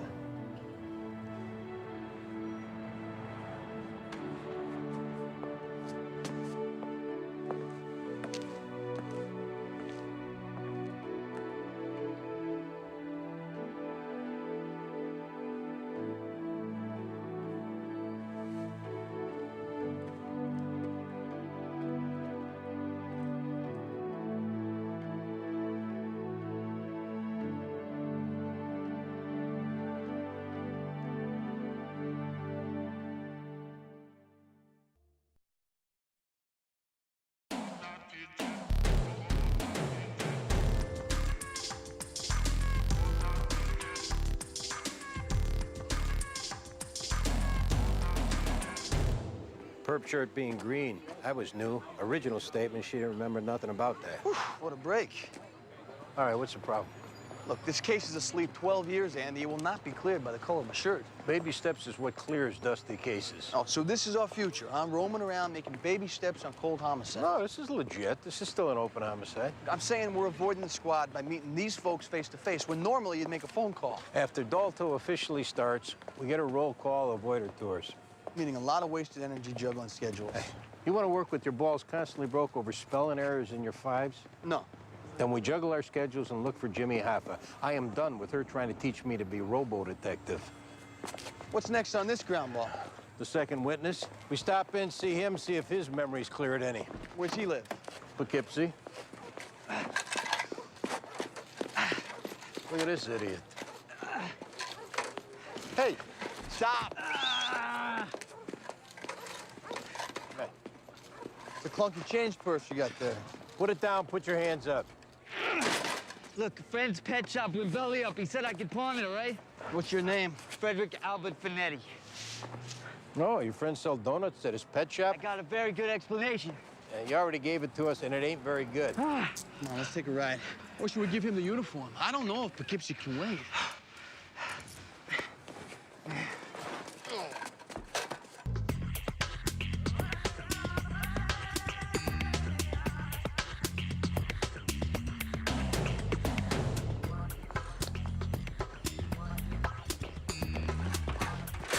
Josh, interview 3. Anything going down? Been in there an hour. Surprised she hasn't come out to bounce a quarter off her bunks. Maybe she's just overcompensating right now, you know, job jitter she's working on. The woman's a walking fist. Here's your sheet on that Frederick Canetti. I'm telling you, computer's amazing. They're gonna make us obsolete one day. Yeah? Where's the sign-up sheet? Never been collared for a burglary before. Just a couple possessions. Computer also tells us there's been a rash of burglaries in that area. A bunch of apartments been hit. Could be Frederick's got a new act to feed his habit. Look at that. She couldn't wait one more day for Fancy to leave before taking over his desk. He's really leaving.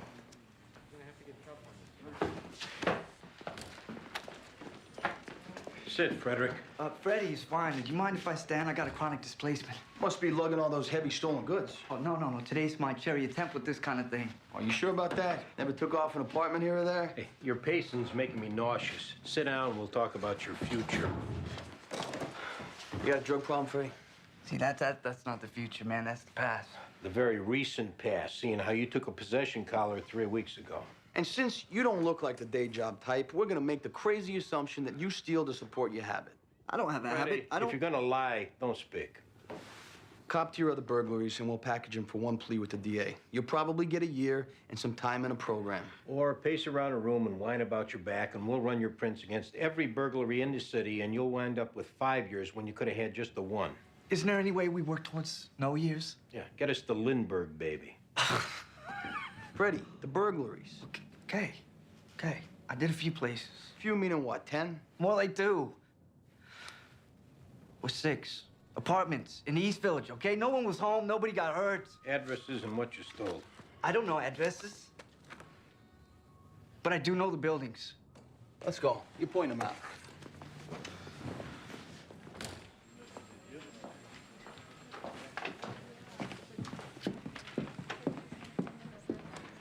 Lieutenant? How far can you run in those heels? As far as I need. I wouldn't wear them if I thought I have they'd a policy relative to pursuing perp that my detectives wear a more athletic type shoe. Okay? Thanks. Boss, we'll be on the air if anything jumps off. Good. Make sure you monitor it. Yeah. So sorry, Lieutenant. Crazy day on the F line. It's okay, John. But make sure you put in a slip for that half hour. I'm gonna go get some things out of my car. That's the last time being late will be okay around here. Yes, ma'am. Lieutenant. Sorry. 2 of my former IAB detectives were supposed to be bringing my boxes over. Please call and find out what's taking so long. And put that away.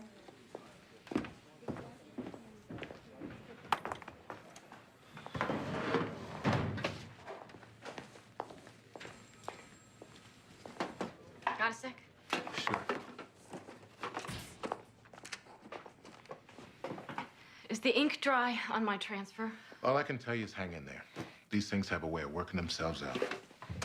Part of the appeal of being assigned to the squad was the chance to work under you. Well, whether it's going to be me or Lieutenant Dalto, you'll be spending most of your time working your cases with your partner. That won't change. So the ink's dry. Do you have recourse? Yeah. Do you want to catch a rep as someone who can't work with certain bosses and keeps bouncing from squad to squad? You tell me. To be honest, knowing myself, the feelings I'm having, if I stick around under her, maybe I won't just bounce to another squad. Maybe I end up saying something, gets me bounced out of the bureau. Or maybe, like I said, things work themselves out.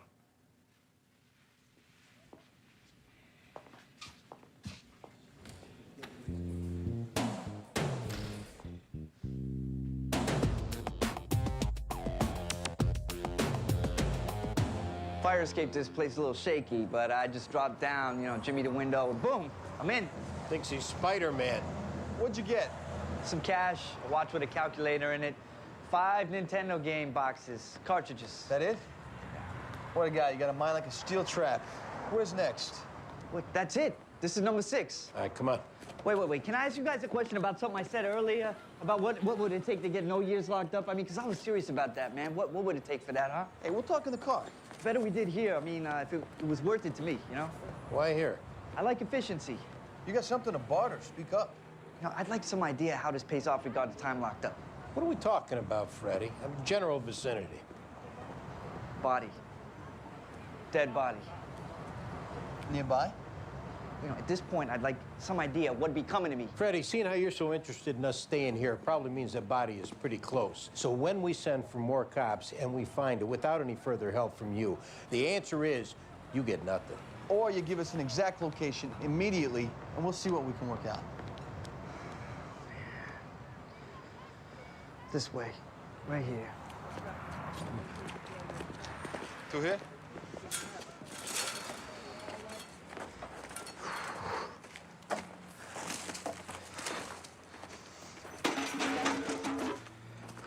It's over here somewhere unless it's been moved or something. Hey, can you take this?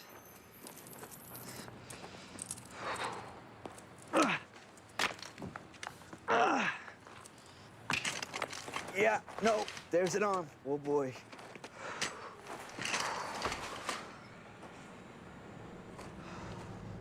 Fake nail tips, dress, and she's been torched.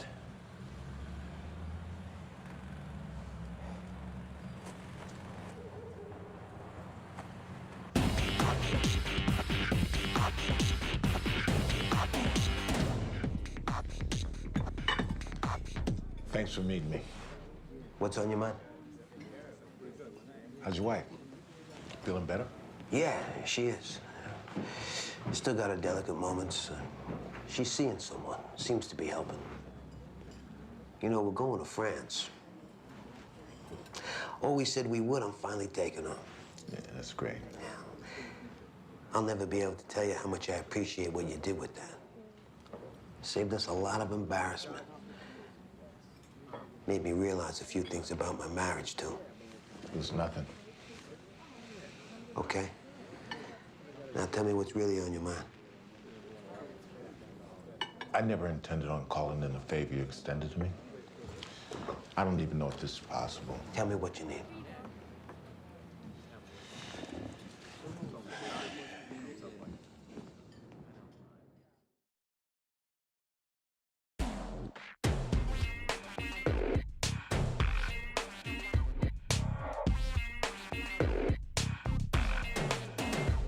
Okay, all right, I can tell we've taken a turn for the serious. Yeah? How'd you come to that? Silence in the car, general hostilities. Did you kill that girl? No, sir, no, sir. How'd you know where she was? Look, first, can we talk about how this affects my chances for beating jail? How you gonna beat jail, Freddie, with nothing? You showed us a body. That means nothing. As opposed to saying who she is and how she got there. Now, we present information like that, couched in a report of your eager cooperation. There's a good chance our DA will look the other way on these robberies. Or keep thinking about a deal while we keep thinking you look good for this homicide. I think her name is Alyssa Santos. How do you know this? She was the neighborhood crack whore, but like 14 years old. A real sad case. How'd you know she was in a lot? Well, I found her like 6 months ago when I stepped in there to take care of something. It's a popular smoking spot. Oh, it's popular. But nobody's reported a body that's been decomposing almost a year. Well, I guess it's popular with me. So, who killed her? Look, man, I got a name, but before that, we talked terms of deal. Chapter 1 being, there's no way I'm gonna testify against this lunatic. That depends on you being forthright. The more honest you are on details, the stronger our case and chances for confession, then you don't have to testify. Chapter 2. The name. Okay. Last time I saw her, like last year, I was going to score when this scummy, wannabe, badass weed peddler named Antoine, okay? I get to his corner, I see him dragging her in the lot, okay? For like whatever, you know, his daily 5-minute slot. So she's struggling for help while you're busy waiting to get loaded. No, scream and dazzle thing, that was her act. You can ask anyone. So they disappeared into the rubble, what? Comes out 10 minutes later, alone, real twitchy. He said he wasn't selling no more dope that day. You think to look for her, maybe call the cops? Nah, he was too distracted over not getting his weed. What happened to that girl, it really breaks my heart. Because she didn't deserve getting killed and burned up. Now, Antoine, torch him all you like. Antoine what? Gossip. Real scummy. Sit tight.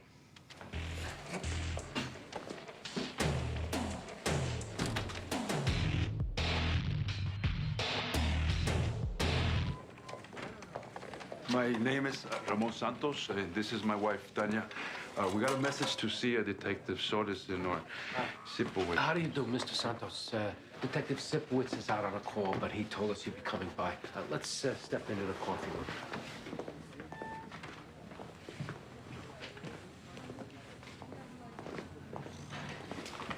I'm Detective Medavoy. These are Detectives Jones and McDowell. Please, have a seat. We just got the message to come in, but it didn't say what about. Do you have a daughter named Alyssa? Legally, yes. She involved in something. You say legally. She's adopted? She's my niece. Come over from Santo Domingo. Is she okay? Have you seen her recently, Mrs. Santos? It's been a year and a half. She had problems, so we got her put into a group home. But then she ran away from that place. Did you file a missing persons report? We were advised against that on account of it just being pointless. Our neighborhood cop said that she was incorrigible, you know? He arrested her twice with dope. And then once when we called because she was smoking crack in her room and busting on my furniture. He said if she wants to come back, she'll come back.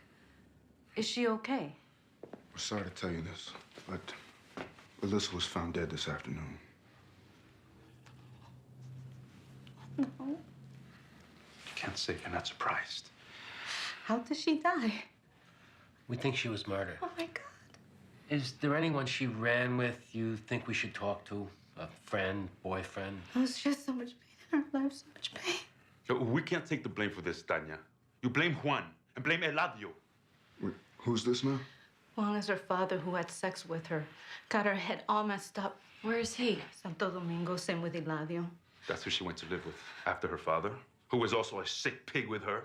My sister begged us to take her in. How long did she live with you? 6 months. But don't think that we didn't try with her. We took her to family court. We got this special warrant. Person in need of supervision warrant. How old was she? 13 when she left our house. Everything. We did everything. But sometimes you just got to get on with your life. What was the name of the cop you talked with? He might be able to help us with the investigation. Something Baxter. Well, we're all done here. We'll keep in touch. Sorry for your loss.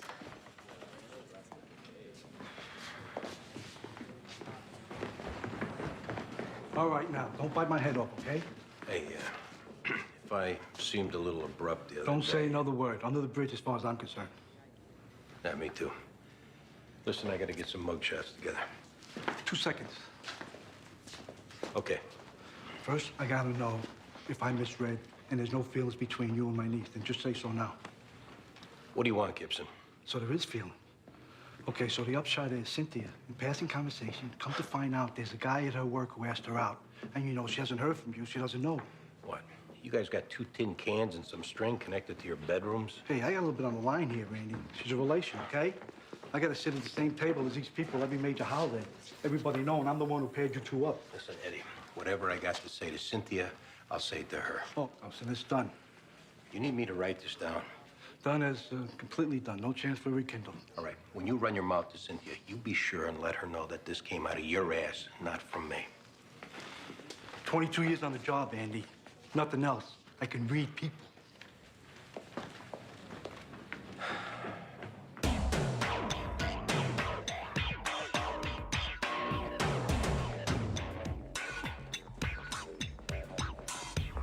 Thanks.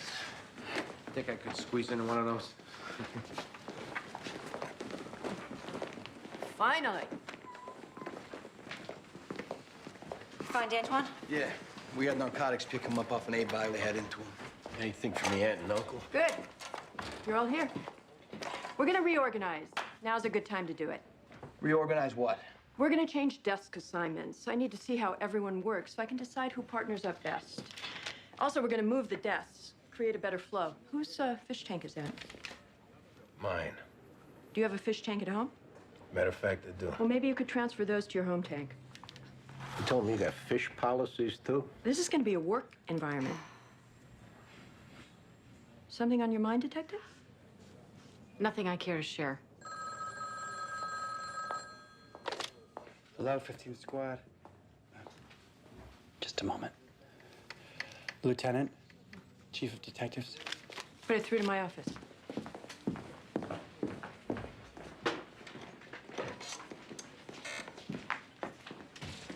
She's all yours, fellas. Well, that's reassuring. I still think we should give her the chance to chill out. What choice do we have? She ain't changing, because no one above her is ever gonna tell her to. She's a lesbian woman, got the double minority clout. No one's gonna risk getting in front of that, and I ain't moving them fish.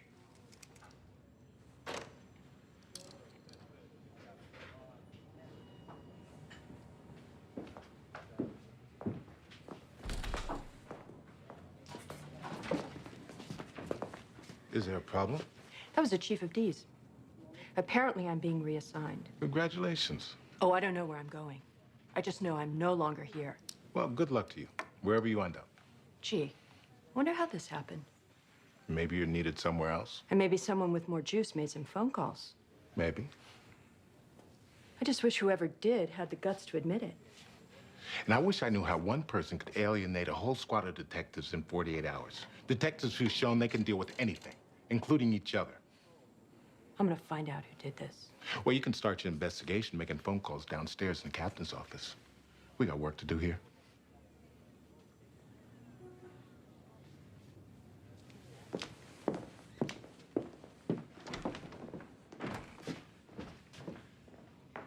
Keep working your cases while I find out who my replacement is.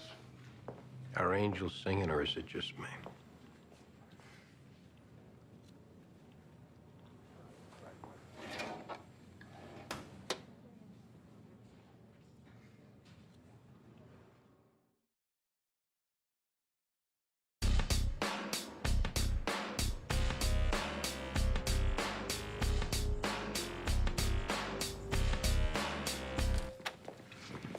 Don't he talk? Oh, he talks. He's just being cute, Antoine. You want him in the cage? No, put him in that seat. We need to discuss a little problem Antoine's up against. Where you living at? Why are you so quiet? Antoine, sure used to run your mouth when I walked that footpost on the 2-3, didn't you? Hey, why don't you work out your beef later on, all right? Oh, we're even now. Because didn't I always tell you one day I'd lock your skanky ass up, huh? Well, guess who keeps their promises, asshole?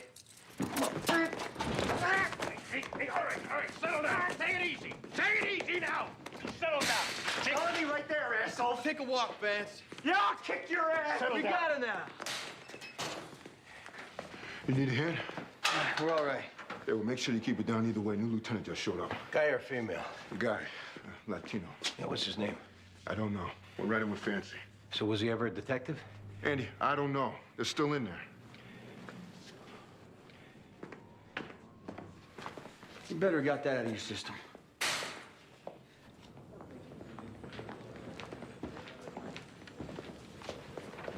So they didn't hear nothing in the pokey? No, door was closed by then, and no, I didn't catch his name.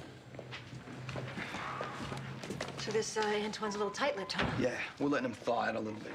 So you don't recognize him from your bias unit days? Not every minority on the job is an bias unit, Andy. Do you recognize him or not? I would have told you if I did. One of the counselors from the group home where Alyssa stayed last called. Wanted to come in and talk. About? Didn't say. She's on her way up. Well, maybe you guys take that. Sure. How do we even notice the guy? Because when Fancy saw him, he said, "Come on in, Lieutenant." And before he walked in, he said, "Welcome aboard."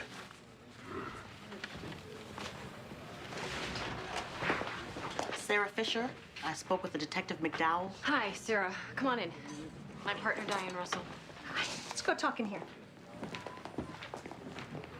What's with the Van Dyke? Post-Renaissance. They're called goatees. Who's my ass? It's gotta go. You can't have that in the bureau. Take a deep breath, Andy. So, you were Alyssa's caseworker at the group home? That's right. Was there something specific you wanted to tell us? Alyssa confided in me that her uncle was sexually abusing her. That's the reason why she ran away from that home. Her uncle back in the Dominican Republic. Her uncle here, Ramon Santos. And when I heard that she was dead, I mean, I'm not saying he did it. I just thought that you should know. Did you look into the abuse? Substantiated? Alyssa didn't want me to. I mean, she was deeply traumatized. Obviously, you know about her being abused back in the Dominican Republic from very early on. And a part of her felt like... It was her own fault? Yeah. And her response was just to run away. But don't you have the ability to look into something like that on your own? It is a felony. Knowing Alyssa wouldn't pursue charges, what was I gonna do? I did call the Santoses after Alyssa ran away to see if she was back living there. And if she was, I was going to take the necessary steps. When she ran away from your home, why didn't you file a missing persons report? We did, the previous times. Why not this last time? I ran it by my supervisor. I don't know, we didn't. Because that's what, a 5-minute phone call? Listen, I didn't come down here for you to wag your finger at me about what I didn't do. All I could do was to let her know that she had a friend whenever she needed one. We're just a little frustrated, Sarah, because if she would have had a missing person report out on her, maybe she wouldn't have been on the street that day she got killed. I came down here to tell you what Alyssa told me about what was happening. Do what you want with it.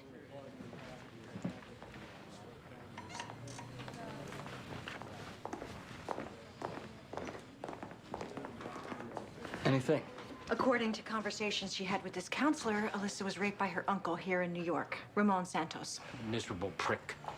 But we like this Antoine guy for killing her, right? Or do we go hard at the uncle? Let's go talk to this idiot Freddie and clarify what he saw. Keep going at the uncle.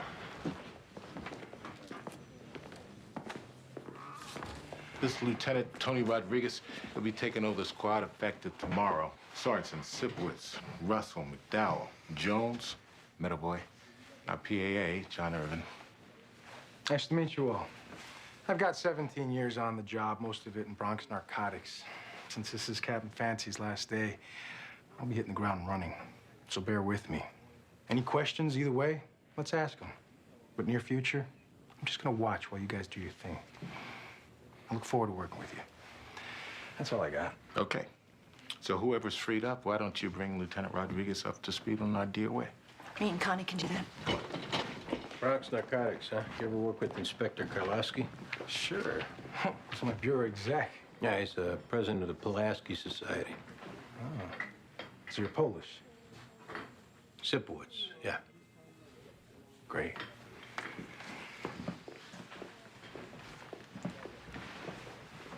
Seems nice enough. Oh, yeah, that's gonna last.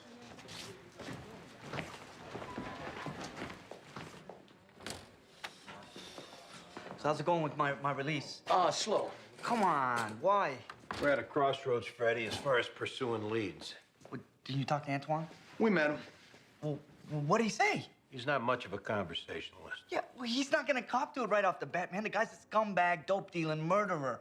You gotta lean on him a little bit, you know, beat on him. In spite of what you read, Freddie, we don't just beat on guys. Even if you know that he's a murdering piece of crap? Which we don't know for sure, Freddie, because all you saw was them go into the lot. They could have waltzed for 10 minutes, then gone their separate ways. No chance. Why, Freddie? You know something more? Maybe. But then I want an unconditional, immediate release. Antoine confesses off what you give. That could be in the cards. I saw it, okay? I saw him whack her. What'd you see? He was banging her in the dirt, man, like an animal. He put his hands around her throat. You saw this from where? Well, I might have taken a step into the lot just for a peek. You can call me a perv, whatever. How'd she get burned? After he choked this sweet girl to death in the dirt, he grabbed a thrown-out spray paint can and he blowtorched her with the paint and a cigarette lighter. Why didn't you mention this before? Because like I said, this guy is a psychopath, lunatic scumbag. If he found out it was me ratting on him, he'd kill me or get someone else to. I saw him do it. Antoine's your guy.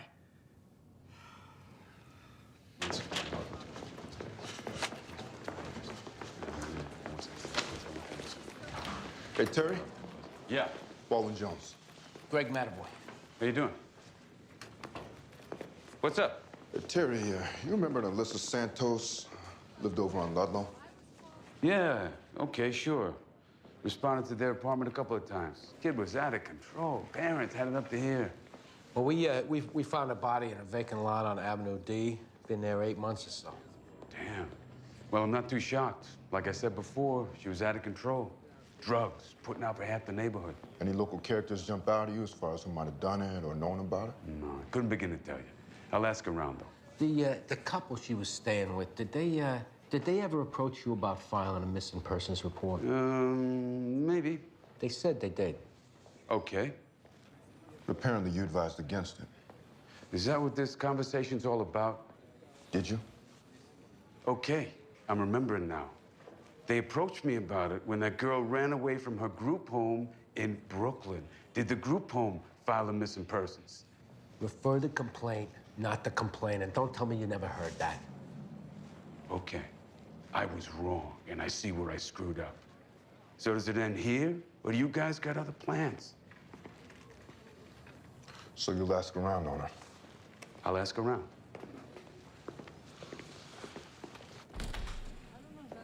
All right, we're gonna let you out of your cage, Antoine, and we're gonna have a conversation. You try pulling any of that tough guy act on us, your day's gonna go downhill very quickly. That cop Vance, I can tell you some things about him when he was on the streets. Yeah, write it down and mail it to us. Now get up. Sit down. Elisa Santos. I have nothing to say to you guys. Hey, one of your recent transactions 2 days ago in Tompkins Square Park, that was an A-buy to an undercover narcotics cop. That was your third strike, also known as 20 years. By the time you get out, drugs will be legal. Wouldn't that be ironic? Alyssa who? What about her? You know her? Yeah, she like the village bike. Everyone can take her for a ride. You ridden her lately? I haven't seen this girl in a long time. And you haven't heard anybody talk about her? No, she wasn't nobody's girl, man. She just wanted some money or a rock. There's a vacant lot over on Avenue D. You and her ever do business over there? Yeah, that was her office. We found her body there this morning. Yeah, and?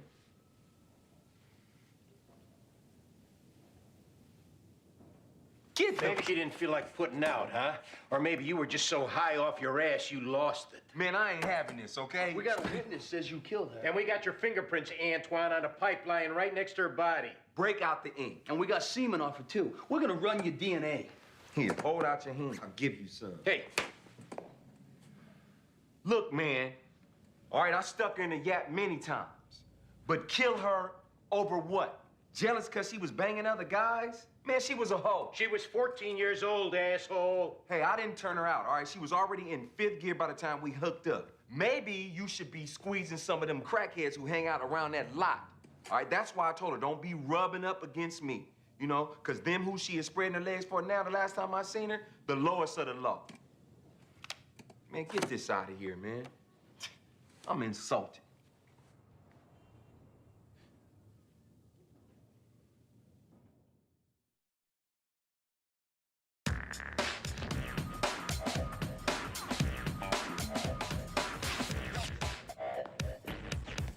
Excuse me, I got called in again. Oh, exactly who called you? Mr. Santos, thanks for coming in. You know I own a grocery store, and it doesn't run itself. Just need another minute of your time. Yeah, I know where we're going.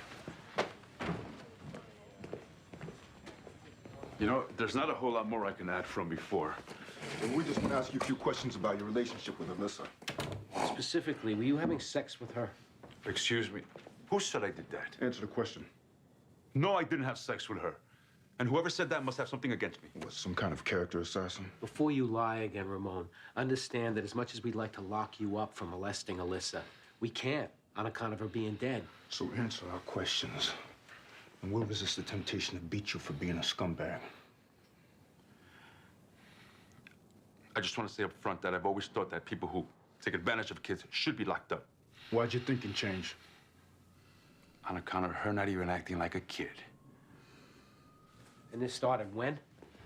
Since she showed up, rubbing up on me, wanting to sit on my lap. And you just couldn't resist. I put her off for a long time. Your wife find out? I don't think so. Did Alyssa ever threaten to tell her? No. You ever fight with Alyssa? Maybe strike her accidentally? Just yelling. How'd she wind up in the lot, Ramon? You think I killed her? Oh, she was disrupting your home, your marriage. You had your reasons. Tell us what happened. We'll work with you on the statement. No, look. I just wanted her out. So we put her in a group home. I just wanted her out. Hey, Ramon, we're trying to help you here. No, and I'm telling you the truth. She was a monster and a manipulator, so I threw her out. But kill her? No way. Now, we can sit here all day. I didn't do it.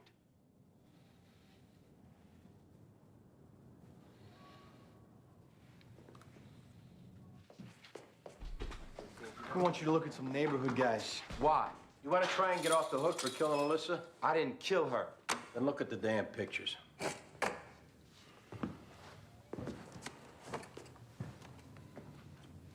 I know him. He deals blunts to the frat boys at NYU. Don't know him. Him either. I know this clown. That's Freddie. Crazy Freddie. How do you know him? I was boning his sister for a while. Passed her around to my boys. He comes up to me all high one time. You know, he sprouts balls when he's high. Stone crazy the rest of the time. He tells me, lay off of her. Did you? Hell no. I stuffed him in a garbage can. When was this? About a year ago. Okay, all right, here we go. How's it going? Pretty good at holding a grudge, Freddie? Whoa, fellas, wrong topic of conversation. You got a grudge against Antoine over a confrontation in the street last year? Last year's a while ago. I mean, I tend to let bygones be bygones. You ever been in a mental institution, Freddie? I did a year at Creedmoor. I got manic depression and a schizoid personality regulated with medication. How unregulated do you get when you're smoking crack? Why am I suddenly the movie star center of attention here? Did you guys talk to Antoine? He said he was drilling your sister, passing her around. You confronted him on it, and he stuffed you in a trash can. That must have made you furious. It did make me feel happy. Are you trying to put Alyssa's death on him for payback? That's pretty complicated for a crazy like me. Don't sell yourself short, Freddie, because we're not. Did you kill Alyssa, Freddie? No, sir, no way. Well, we checked with the medical examiner, and Alyssa had spray paint on her body, like you said. There's no way you could have known about that if you weren't there. Okay, all right. I had a grudge on Antoine, but it was someone else who killed her. I saw it. I know his name. The ME also got some semen out of her.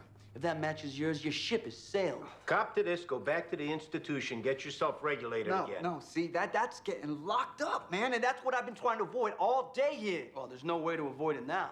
I mean, it just depends on where you go. What happens when you smoke crack? Word is you get a little out of your head. Another guy comes out. Was it that guy approached Antoine? Same guy with Alyssa? She was a decent girl, man. She just had a lot of problems, What happened in the lot? Well, we worked a deal. Rock for sex? How'd it go wrong? I don't know. She welch on her end? I don't know. Freddie, we're trying to help you. And I'm saying I don't know what happened. Something grabbed me, man, and was trying to pull me in. Wouldn't let go of me. What'd you do about it? I grabbed her neck, and I squeezed her, man, just to get free. She stopped moving. Then you got the paint. I said nice words over her first, okay? And I put some flowers down, and Then you burned her up. I burned her up.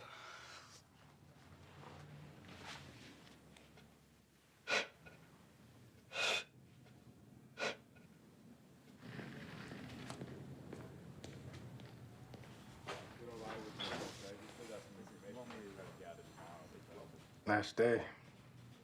Must feel strange. Yeah, it's been a good run. This move is good for me. It's good. Oh, yeah, it is. You made captain.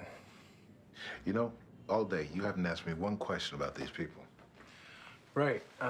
Better do that. Wouldn't want to come off apathetic. Any station house romances? Nothing current. Anybody trigger happy? Absolutely not. Anybody can't handle themselves on the street? No. Any old school ball breakers who enjoy detective work more than dealing with bosses? Yeah. Sipowicz, he's unique. But a good detective? Someone I love got murdered. I'd want him to be the catching detective. Well, there you have it. Hey, they're throwing a racket for me tonight. You're welcome to stop by. Thanks. I'll pass. But I will throw my congratulations into the hat. In case it's a while till I see you again. I can tell the way you ran the squad. Just hope I can live up. Good luck, Lieutenant.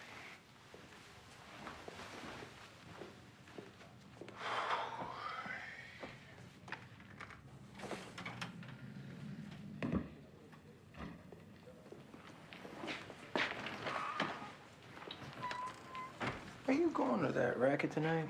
Yes. Will you be there? No, but do me a favor, will you?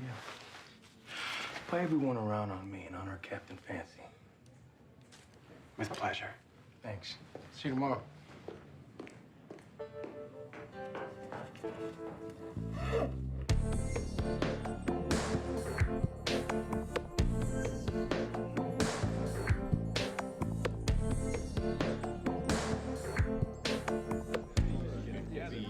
Thank you.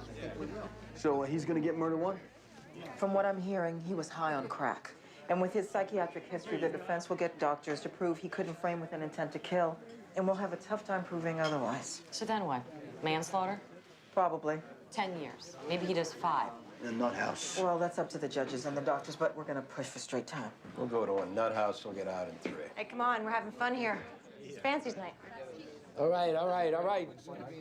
Ooh. I'm told that I have a tendency to make a fool of myself with these things. No. But in honor of Captain Fancy's leaving us, I'm gonna keep it short and sweet. Lieutenant, now Captain Fancy, he's the best boss anyone could ever hope for. Best of luck. That's right. Thanks, And let me add my thanks to Captain Fancy for accepting people on their merits. It's not like that everywhere. Captain, I'd like to thank you for your friendship.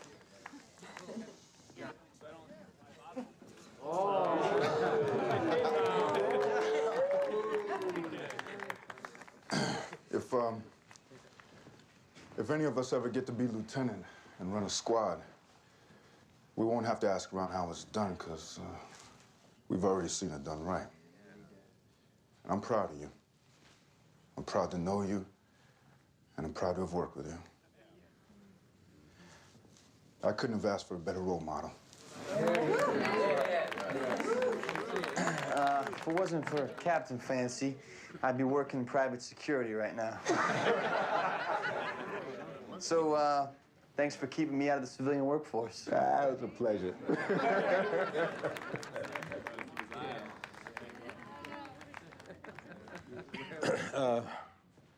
I've been to a couple of retirement rackets lately.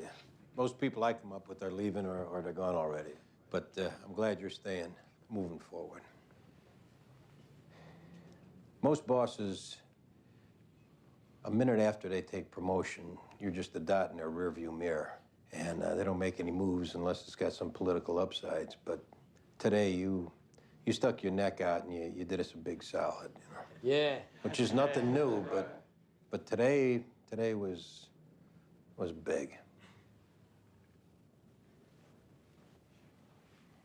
Thanks for everything. Good luck. Yeah.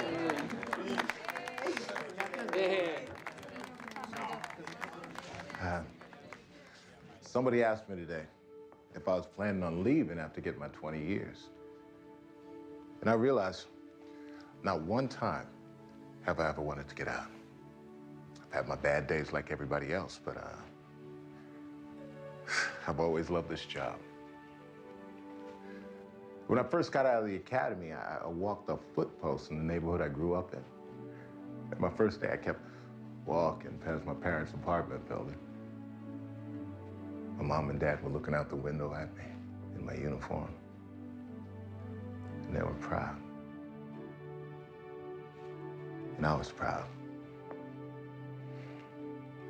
Because when you're a cop in New York City, you're somebody. Yes, sir. Yeah. Congratulations. Have yourself a drink and let's tell some stories. We're gonna miss you, pal. Miss you back.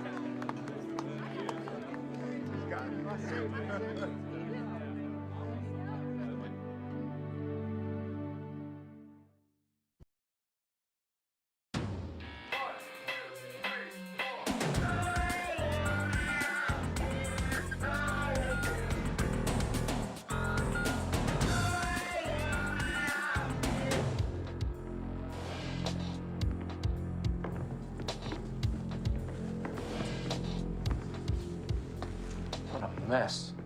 No sign of forced entry. DOA's in the bedroom.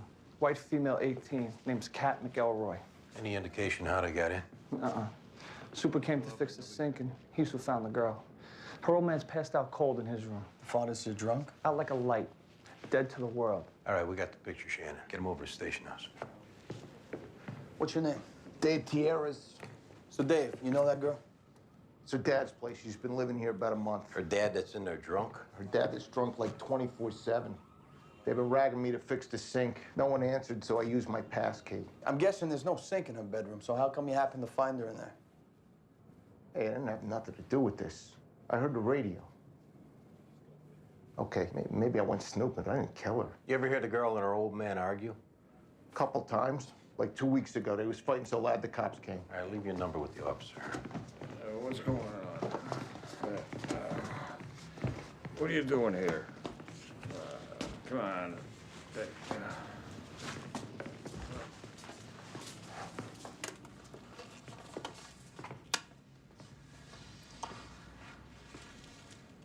Look at your marks. She's been strangled. Hands taped behind. Rigor mortis started. She's been dead at least 6 hours. Said she was 18, she looks 15. Make sure Emmy does a rape kit. Crack pipe. Let's get this voucher, too.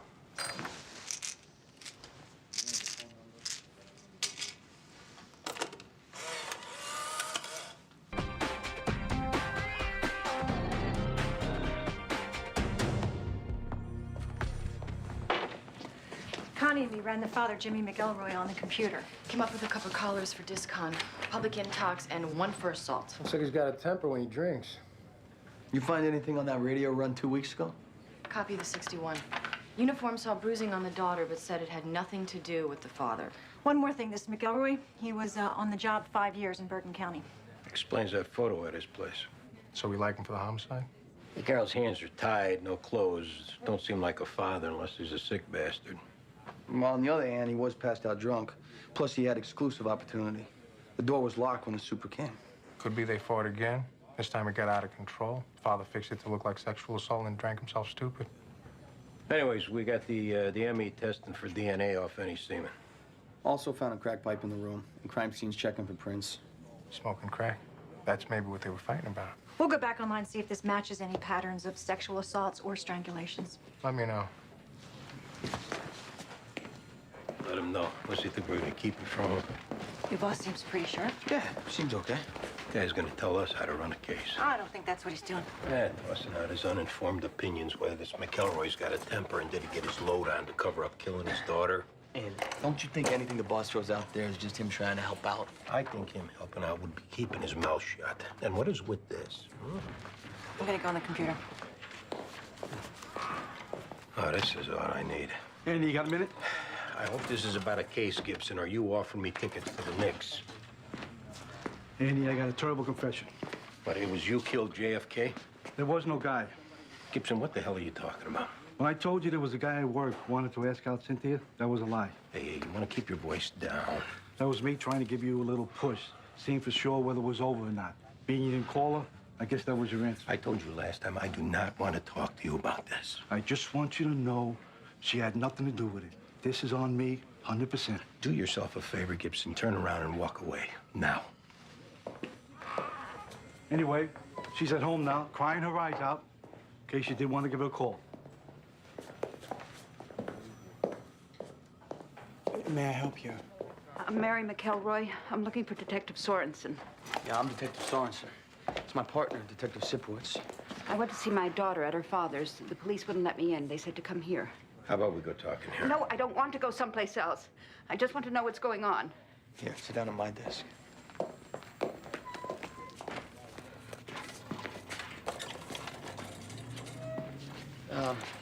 We're sorry to have to tell you this, but your daughter's dead.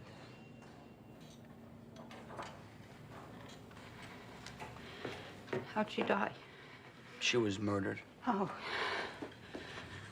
my God. Did he do this? Who? Jimmy, her father. Was it him? We'll make sure that's that.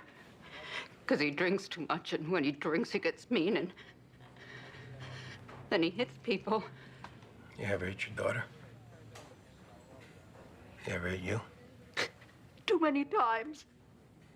I threw him out when Kat was 9, and I raised her on my own. But the last 2 years, it just got too hard. She stopped going to classes. She stayed out late. She said she hated me, and she wanted to live with him. I couldn't stop her. She figured her dad would be less strict. She thought he would be too drunk to give a damn. But she hated it there, too. And just last week, she asked me if she could come home. And now she's dead. You ask him where he was when my little girl got murdered. Don't worry. We'll ask him. Anyone else that you know of might have wanted to harm her? No, I don't know. Does she have a boyfriend or boyfriends? I don't know. Mary, what are you doing here? You bastard! You killed our baby! Josh, get him out of here. You son of a bitch! Did you ever think of checking if the coast was clear? He wanted to take a piss. What's she talking about? I hope they hang you! Ma'am, sit down. Ma'am, we're gonna get a uniform to take you home. I'm so sorry. How you feeling, Jimmy? You awake enough now to talk? What's she saying out there? What happened to my daughter? She's been murdered. Oh, God. Who killed her? Why don't you tell us? Hey, you can't be going by Mary on this. She hates me. I'm not saying she ain't got reason. Jimmy, we found your daughter dead at your place, okay? We found you there drunk. The front door was locked. There was no sign of forced entry. Not 2 weeks ago, uniforms were called to your house over a fight between you and her. I would kill myself before I'd lay a hand on my baby. Not before you lay a hand on your wife. Hey, that was a long time ago. Look, you were passed out. Maybe you killed her. Maybe you don't remember. You willing to give us a DNA sample? Of course I am. Was she raped? We didn't say that. Hey, look, I ain't lying to you. I was on the job 5 years walking a beat, huh? In Hackensack. My son was a cop there. How come you left? I got a drinking problem. No kidding. Hey, you can think what you want. I did 2 tours in Vietnam, 82nd Airborne. I got the Silver Star. I was a good cop. Now I'm a broken down drunk, but I did not kill my daughter. Where were you last night? I got a job. I worked 4 to 12s, stocking groceries at Pathmark. When I came home, her door was closed. I just hit the sack. That's after you got your load on. I stopped by O'Leary's after work for a couple of shots. I finished off a bottle of gin when I got home. Next thing I know, the cops were dragging me out of my bed. For argument's sake, let's say it wasn't you that killed your daughter. You got any idea who else might have done it? I know I'd be asking Carlo. Who's Carlo? Scumbag she called her boyfriend. He was turning her out. It could have been him or maybe one of his Johns. Your daughter was hooking? Yeah. She used my place to bring her tricks. I wasn't there. Is that what the fight was about 2 weeks ago? It was about me trying to be a parent. She said I had no right to tell her what she could do. She said it was too late. I hadn't been in her life since she was a little girl. Now I was back, saying how she should be living it. Look, I've done a lot of things I ain't proud of. And for those, I'll stand up and take my lumps. But I did not kill my daughter. Whatever else I am, I'm not that. How about you give us a location on Carlo? Meantime, we're gonna have to hold you while we check things out. Hey, what's the difference? You can't hurt me any worse than I've already hurt myself.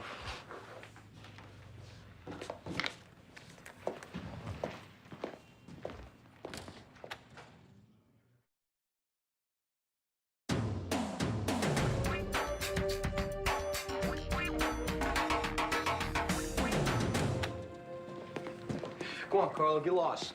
You find who did this to Kat, I'd appreciate it. You let me know. All right, shut up. Get lost. Who was that? DOA's boyfriend, or pimp, depending on who you believe.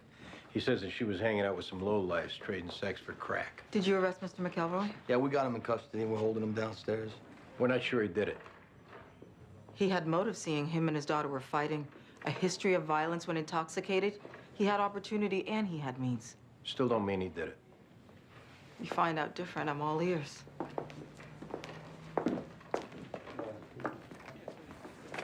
Hey, Ray, what's going on? Came to see your new lieutenant. Oh, you got business? He's an old buddy. Worked with him back when he was undercover in the Bronx, helping take down the Ochoas. No kidding? He's that Rodriguez? I knew he came over from narcotics. There's a dozen Rodriguez's working narcotics. Well, he didn't mention nothing about being a legend. Sounds like Tony. What's with his beard? The Bureau don't allow facial hair. Undercover, he made enemies. Bureau let him grow beard so he couldn't get recognized so quick. Anyway, I'm out of here. Take care. How about that, Andy? New boss was a heavy hitter in narcotics. Got the Medal of Honor. Yeah. So what's he doing in the squad? Getting his ticket punched? I guess when he had to testify, he blew his cover. It's wrong, a boss wearing a beard in the squad, you know? They were concerned about him. They should have put him someplace where the beard don't matter. They got a pattern on 4 homicides over in Brooklyn North. Might be a fit with our DOA. Go tell Rodriguez. Boss, we might have a pattern. 4 homicides in Brooklyn North. Victims were all pros. All had their hands taped behind, and all of them smoked crack. Fits that crack pipe we found. Also fits what we got off her boyfriend. Maybe the scumbag who did these moved his act across the bridge. Last 3 victims in Brooklyn all had their faces covered. This one didn't. I remember a couple of these murders in Brooklyn made the papers. The dad being an ex-cop could be this guy sharp enough to try a copycat. He make this one look like it fits the pattern in Brooklyn. And the faces being covered wouldn't make the papers. Either way, if the DNA from our girl here matches up with any of them others, that pretty much rules the dad out. Unless you want to try and tell me he killed them all. I'll call the CO at Brooklyn Homicide, get their input. Hi, I'm looking for Detective Sipowicz. Oh, he's in a meeting. May I tell him who's asking for him? Cynthia Bunin.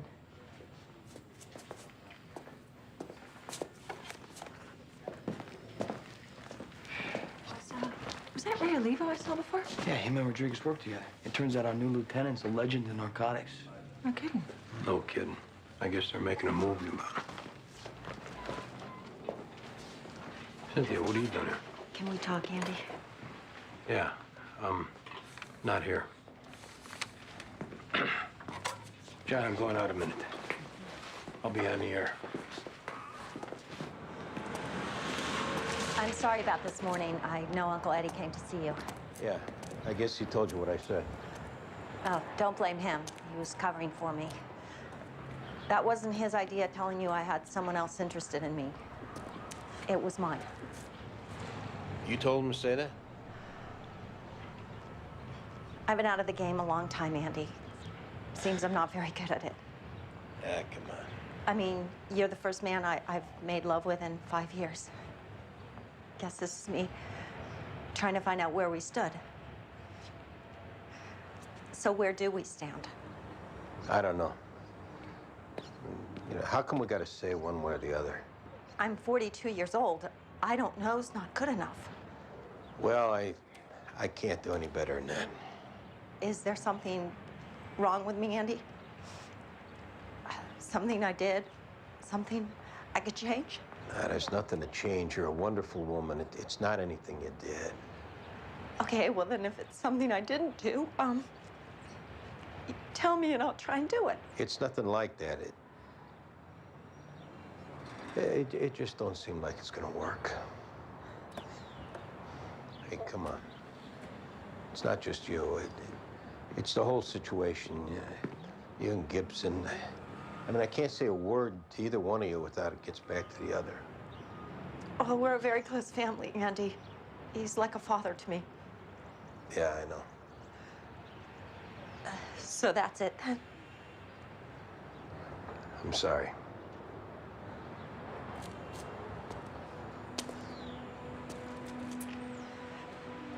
Don't get mad at Uncle Eddie.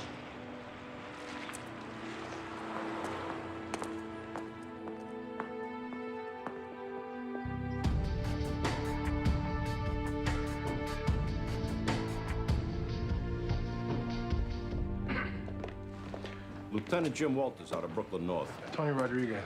Detectives Eden and Kent. Thanks for calling us in. Danny Sorensen, Andy Sipowicz, they caught the case. Our guys brought files on the previous homicides. We can give you what we got on our DOA. Face down, hands tied back, nothing covering the head. We're waiting on DNA comparison. ME's office says it could be tomorrow. Mind catching us up? Sure. We figured the first victim was a skeleton found under the bridge. Lived in the Marcy projects, went missing 2 years ago. In each case, witness either saw the victim with a black man or saw a black man leaving the scene. The others are all known pros, 2 white, 1 Latin, 1 black. Equal opportunity killer. Right? One that turned us onto the pattern lived in those same projects. Pimp found her strangled in their apartment, naked, pillowcase over the head. We got DNA off her. Also, ME found large traces of cocaine, which figures for a crack smoker. Do any good if we re-interview the pimp? For what? We got it right the first time. No one's saying different. Third victim also lived in the Marcy projects. We found the last one on a roof 6 months ago, a couple of blocks from there. All indications victims either knew the perp or he was a John. Some whack job likes to smoke crack and tie up his prostitutes. We've been through a slew of them. None of them's been the right guy. No victims last 6 months. Could be whoever's doing this been in the joint. Let's check with parole, see if anyone got out recently fits the profile. B and I have been running this investigation as a task force for Brooklyn homicide. I figured I could stick around, watch over things till we determine is this new one part of the pattern. Homicide in this precinct, Lieutenant, gets run by my squad. Tony, from what I heard, you just took over here. So what's that, like step-aside homicide? I got my guys here to help me out. I promise, first pothole we run into, I'll send up a flare. Yeah. Chief says you get 10 days, then it goes to the task force. 10 days. You guys want to stay? They report to me. Like you said, it's your squad. Keep me posted, huh? Absolutely.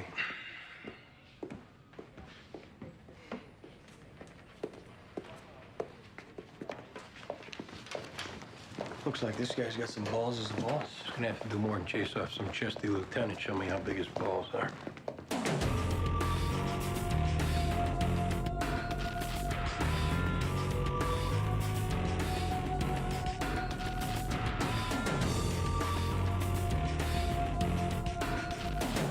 It's days like this, you gotta love being a cop.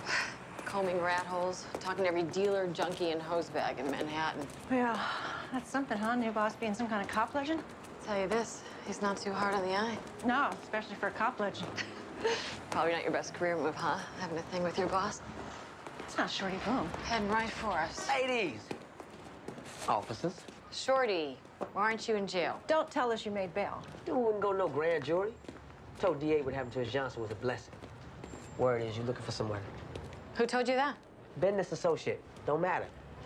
What I was thinking, we could work to our mutual advantageousness. Why? You know this guy? Don't even know who you're looking for. Just know you're looking. So what's the pitch? I help you locate this individual. There'll be some paper in it. Because you know I'm all about the Benjamins. You help us find him, there could be money in it. All right. In that case, who we looking for?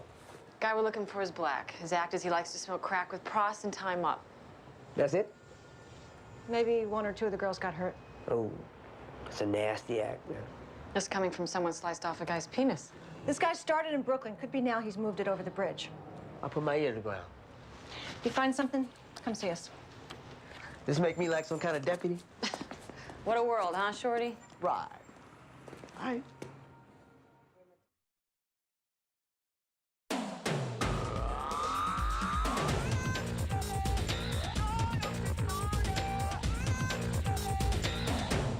Detective, Katie Sipowicz on line 1.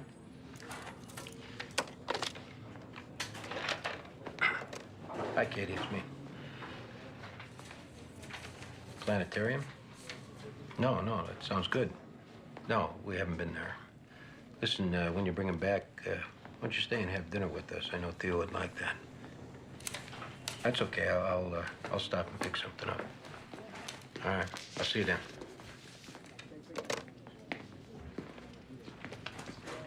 Here to see Detective Russell. Is she expecting you? Give me this card. And that blonde one deputized me. Can I give her your name? Shorty Boom. Shorty Boom? Shorty Boom. Been here before? I was involved in that unfortunate incident with the man who lost his Johnson. Oh, that's Shorty Boom. Yeah, Detective Russell and Detective McDowell are busy at the moment. Would you care to wait? Tell him Shorty got the 411. It's Detective Shorty, what are you doing here? On that matter we discussed, I got the 411. Definitely worth 200. Come on, take a hike. We left you an hour ago. And I got a name. Shorty, I hope you're not thinking you can just like throw a name at us, pick out a phone book, and we're gonna hand you 200 bucks. Saying I want a number on you? No, what I got's the real deal. And the price of hearing is 2 bills. Take it or leave it. Yeah, talk to our boss. Yeah. John, you wanna stick Shorty here in the coffee room?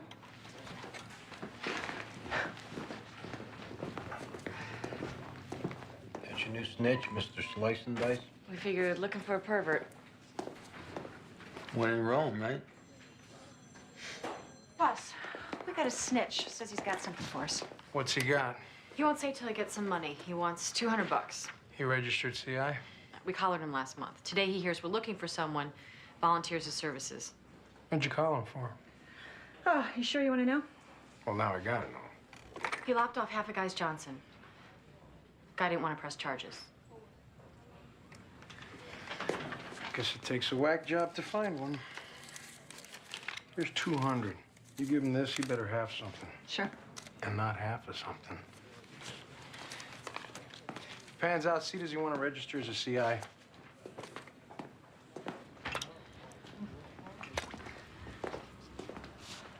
You get my money? Money's contingent on us confirming your information. That means you don't get a dime till we hear what you've got. Take it or leave it. I got a sign pinned on my back, say Easy Mark. Okay, all right. I put my ear out. Found there's a brother from Brooklyn who likes to tie up crack holes. Mind you, he didn't let go he was putting any hurt on him. But he was free when he gets off tying them up. You said you had a name. Vance Davis. Kind of dark, medium height, skinny, but cut. And this Vance Davis told you he liked to tie up crack horse.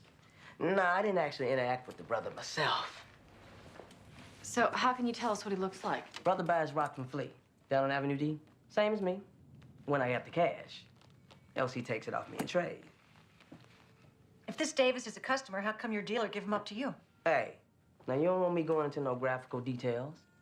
Concerns any method of persuasion at my disposal. No, he's got a point. Where are we gonna find this guy?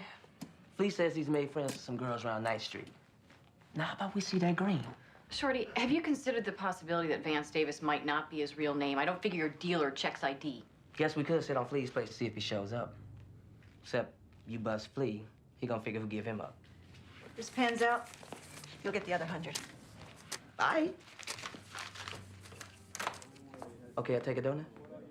Oh, take 2. Possible ID at our suspect. The CI there give you that?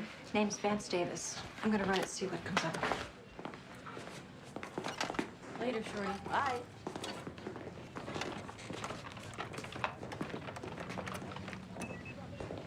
Vance Davis came out of Rikers 3 weeks ago. Served 5 months on possession. Last known address, 1209 Marcy Avenue, Brooklyn. Bingo. No sex offenses, just the possession, old collar for attempted burglary. We get a picture? It's printing up.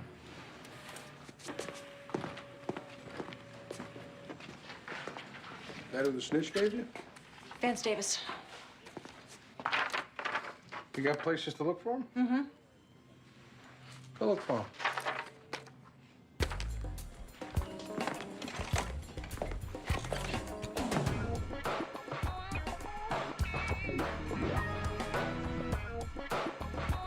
Hey, you.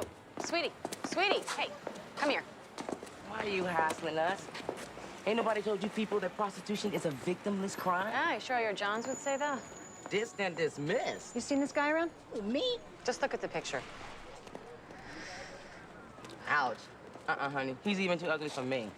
Really ain't no one's too ugly for you. Oh, you need to shut your hole, Tanika. Why don't you come over here and shut it for me? Look, don't start something that you can't finish now. Unless you want to go down to the station house. How about you two take the day off, huh?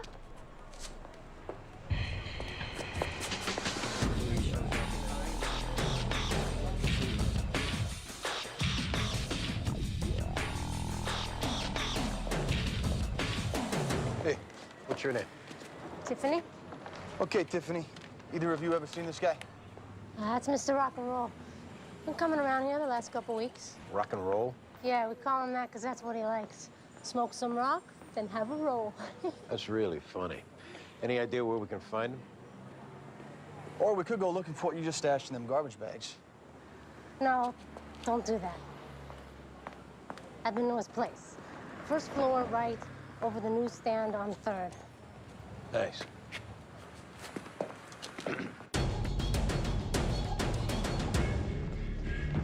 We're in position. We're in position out front, anti-crime's round back. Okay, we're going in.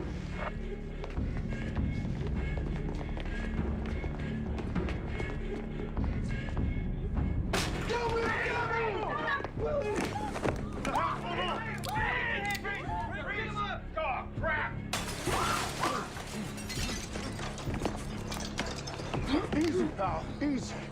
You got him? Yeah, we got him. I think you call that the 2.5 tuck, with the emphasis on tuck. Hey, let's get some clothes down here.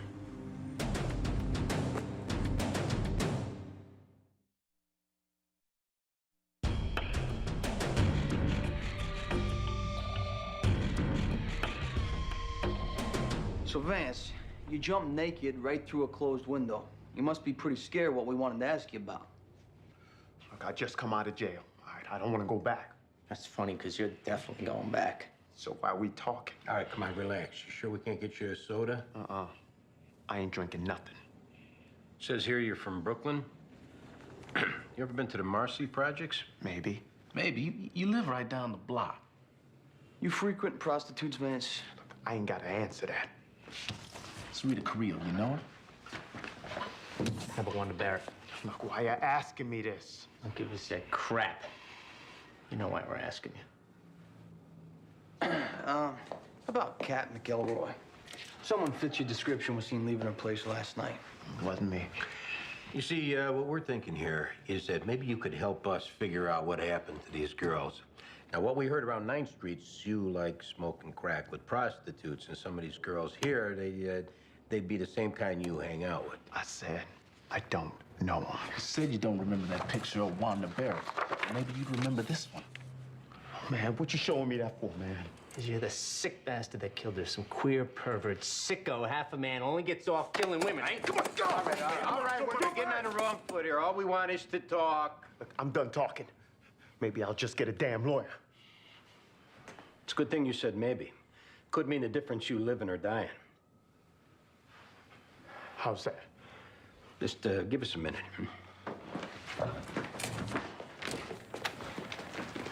Hank, I want to keep an eye on the pokey. You want to tell us what the hell is going on in there? What are you talking about? He's talking about, are you trying to blow this case? What if that's our guy and he lawyers up? For the next 18 months, you're going to tell us who our guy is? He lawyers up, we won't never know. Being we got no probable cause for a DNA sample, and he won't give us one. So now you're telling us how to do our job. Is there a problem? It don't seem like clearing the case is necessarily these guys' top priority. It seems like it's who clears it. Let's take this someplace else.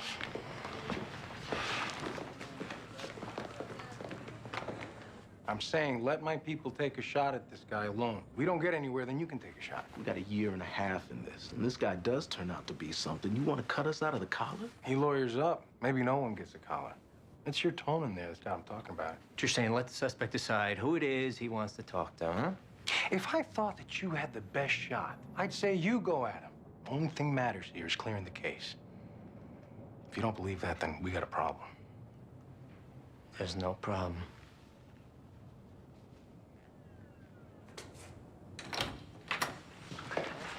Shh. Don't say a word till you hear us out.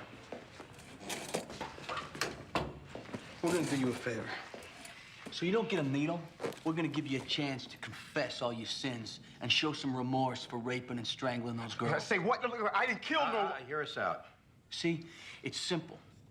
All we gotta do so you get that needle is match up your DNA with DNA from the semen that you left in those dead girls. Can I talk now? All right, first of all, I ain't giving you no DNA.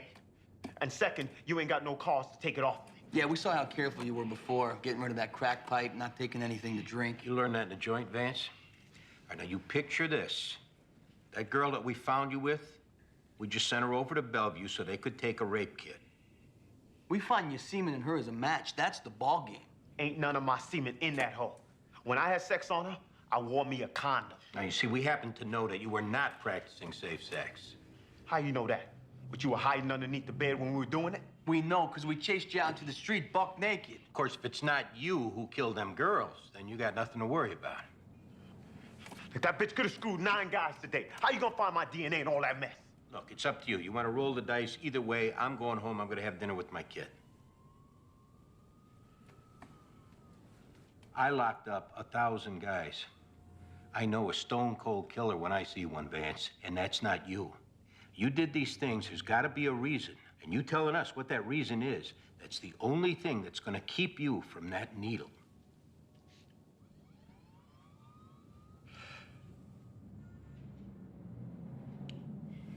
I'm 14. My sister Tanya come in my room, opens up her robe.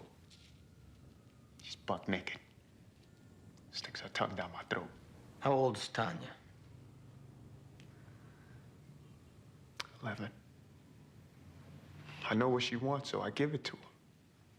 While we're in the middle, my mama come home with her mean, ugly boyfriend, Jelly Bean. They caught you. Right as I finish it. Tanya starts shouting about how I was raping her and how I forced her to do it. Jelly Bean, he yanked me off her and he started beating the crap out of me. He kicked me in my balls. He said he was gonna beat my balls off so I don't do that nasty thing again. Then they called the cops, took me away to a boys' home. You know what that's like. You were a kid. When I smoke my crack, things come in my mind.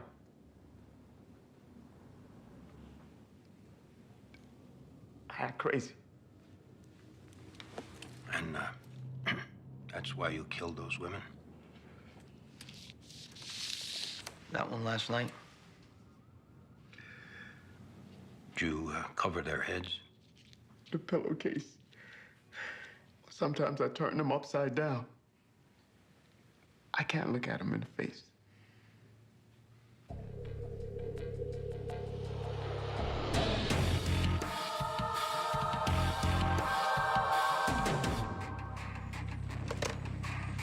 Think Vance would appreciate knowing how we got over on him? Telling him we were sending that pros for a rape kit?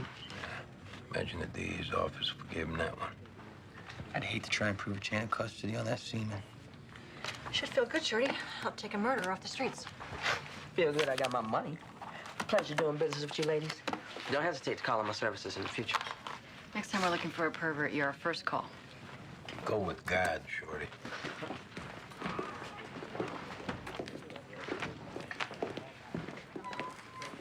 I hear the chief of detectives already knows you made the collar. I notified Chief of D's. Had your men notify you? You called DCPI too? Get your name in the paper? Trying to make your bones? I don't have to make my bones. Why don't we talk in my office?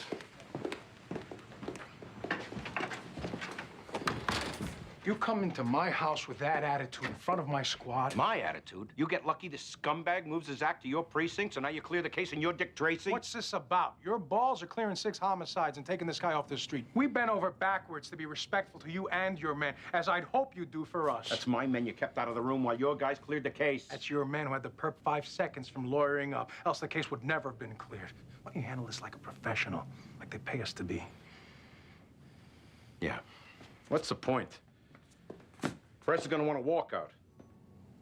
Gonna cut us out of that, too? No. You guys can go with Sipowicz.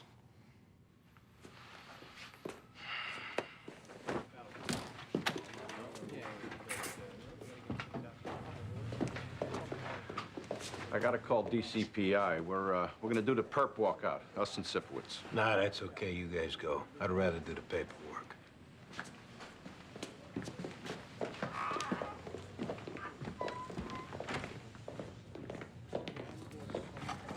Let's get them cuffs off. What's going on? How about we go talk in here?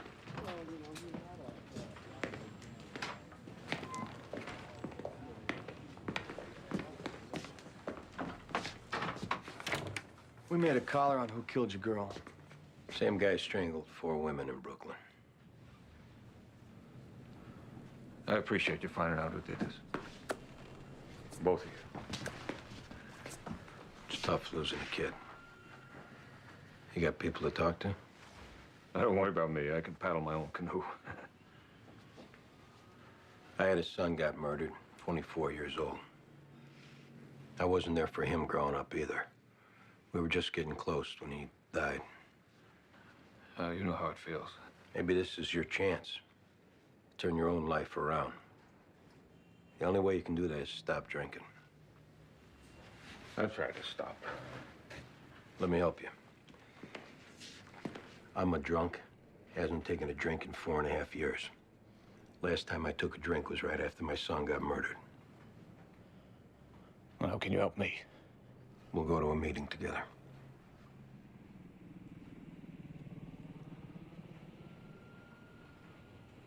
Yeah, I'd like that. I'm getting off duty. We'll go right after. Well, I gotta drop by work so I don't lose my job. I could get off tomorrow. It's the least they could do for me. My daughter's killed. Jimmy, it's important you go to a meeting tonight. Yeah, but I can't lose my job. I'll call you tomorrow. You probably heard that before, but I swear, I'm gonna call you tomorrow. Sure.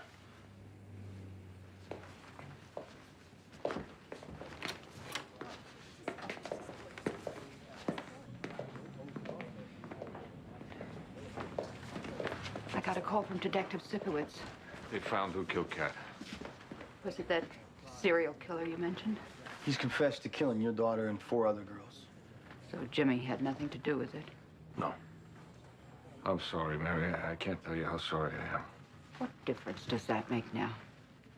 I want you to know Detective Sipowicz has been kind enough to offer to take me tomorrow to an AA meeting. Is that right? I'm getting sober. I'm doing it for Kat. Anyway, I gotta get to work. Oh, come on. I'll drop you off. Call you tomorrow.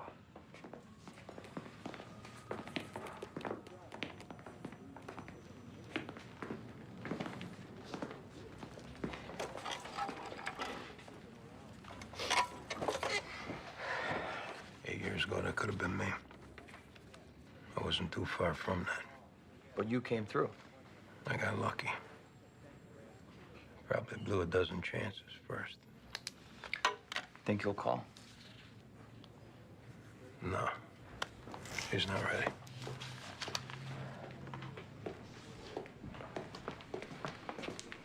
Good job today. Hey, thanks, boss. Right. Thanks for sticking up for us with them Brooklyn guys. Good night, John.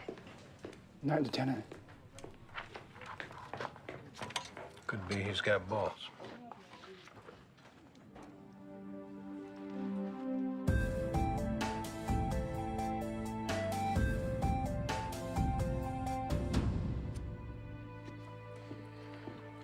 Here's another glass of milk. More spare ribs. You ate all the spare ribs. There's nothing left but bean sprouts. No, thank you. Yeah, Daddy ate all the rest. I'm finished now. Can I watch TV? Did you clean up your toys? Katie and me did it. Okay, then you can watch TV. Till 2 commercials, then bed. You got school tomorrow.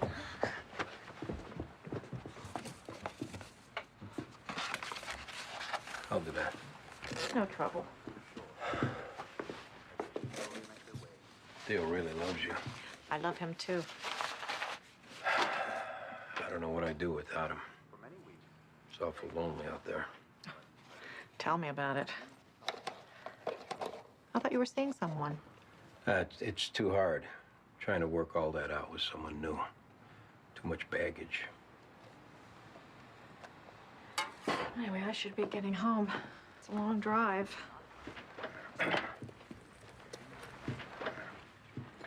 How about you spend the night? No, I can't. It's too hard for me, Andy. 4 months, I slept in that bed with Theo when he was sick, while you slept out here on the couch. I did it because I love him. But I also did it because somewhere in me, I made myself believe that we could be a family again. A real family. You, me, and Theo. I guess I was waiting for you to realize it, too. And then when Theo was okay, you wanted to move on with your life, which you have every right in the world to do. But I just can't put myself back there. When Theo was born, I let his mom do most of the work bringing him up. It wasn't until I had him on my own, and then you come back into our lives, that I saw what's important. That's family. A mommy and a daddy. 11 years that we were married,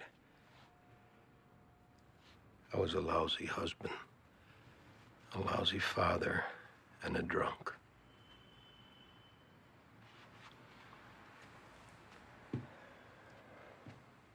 I'm not asking you to stay tonight. I'm asking you to stay. Not as Theo's babysitter or housekeeper, but as a part of this family. A real family. You mean this, Andy? This is what you really want? Yeah. This is what I want.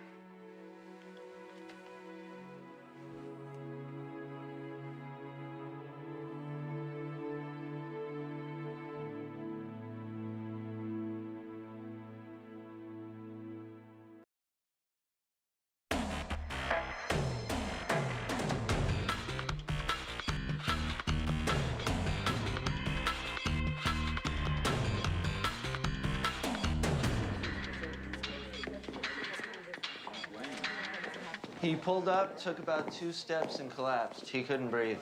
Did he say anything? I'm a cop, and call my partner. Did he say anything about who did it? I'm a cop, call my partner. That's it. I've been telling him not to work so much.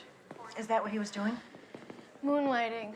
But we're okay with money, I keep telling him, but it's just work. Where was he moonlighting? I don't know, it changes. Okay. So you both worked the 4 to 12, and then you went to your second job? Right. What's the job? It's after-hours club down in the West Village. I run security. They serve booze, so if you don't have to put it down on paper, I'd appreciate it. You both work in Harlem? Right. And Mike lives where? Bay Ridge. So what was he doing over on the Lower East Side instead of going through the tunnel after leaving this club? Maybe taking one of the bridges to save the toll. Looks like the bullet went through the seat cushion. Crime scene's getting it out of the floorboard. We found his gun and shield under the seat. Okay, we got him patched up. It looks like he's stable.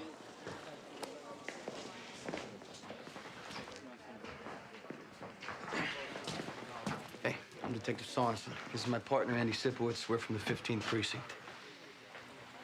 Tried to carjack me. Latino, 20s, shaved head. You return fire? Came right out of my blind spot. You always keep your gun and shield under the seat.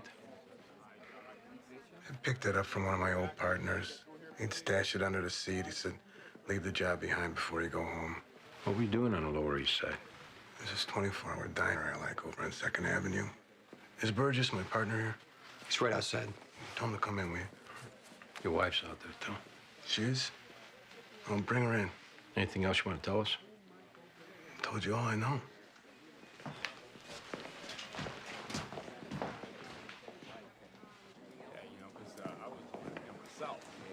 He's okay? Yeah, why don't you get his wife? Grace?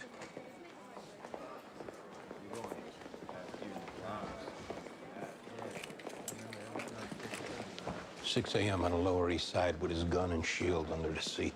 Maybe it was a stupid habit he picked up from his old partner. Yeah, that's it.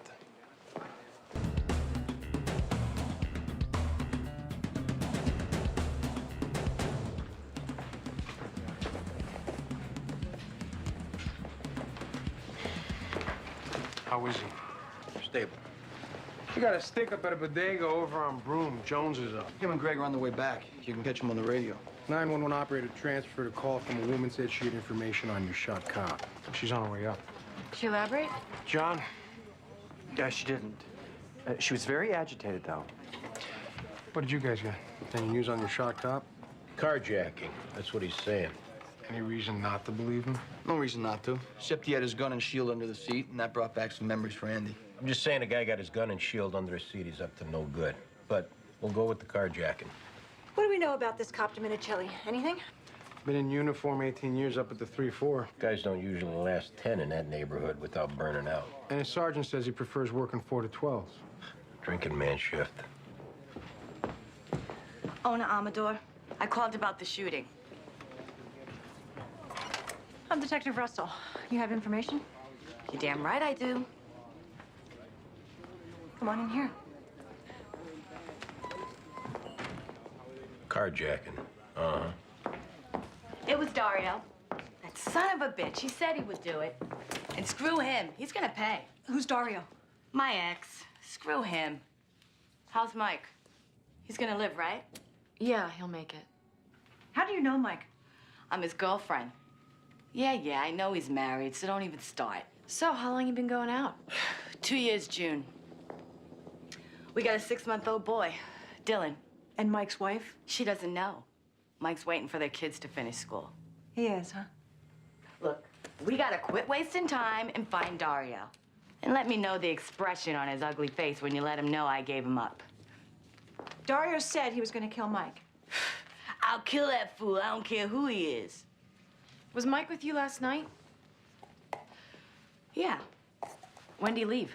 About 4 a.m. We got in this stupid fight over nothing. He was in one of his moods, you know? Did Mike ever meet Dario? See a picture of him? I protected Mike from that asshole. So he wouldn't know it's Dario who was his shooter? No. All right. We'll look into this. I gotta see Mike. Is his wife still at the hospital? She sure is. Can you tell him to call me? We'll pass something along. Okay.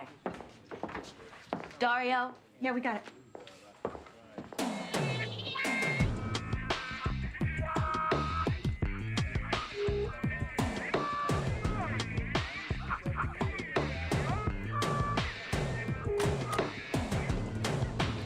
I know this guy. I know his whole family. Great people, worse luck. They get robbed like they're on a schedule.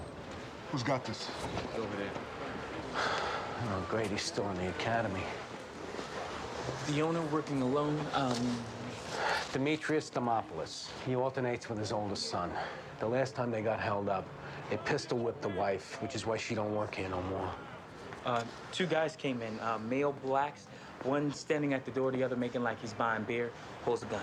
All right, so the one at the counter's on. How about the one on the door? Door? I can't find. I don't think the owner said anything. No, he said he saw only one gun. The guy at the counter. So the owner empties the register. The perpetrator reaches for the money. The owner pulls his own gun from under the counter. Demopoulos got a gun? That's what he said. No permit.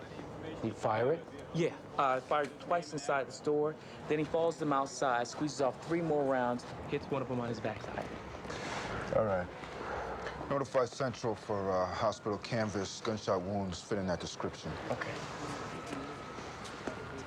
This Demopoulos is a good guy. But now he's fired shots in the street, no permit. He's looking at a felony. All right, so what do you want to do? Let me take care of this. All yours. Mrs. Demopoulos. Detective Manavoy. This is my partner, Detective Jones. Hi. I'm so sorry about this. When did you get a gun? Last month.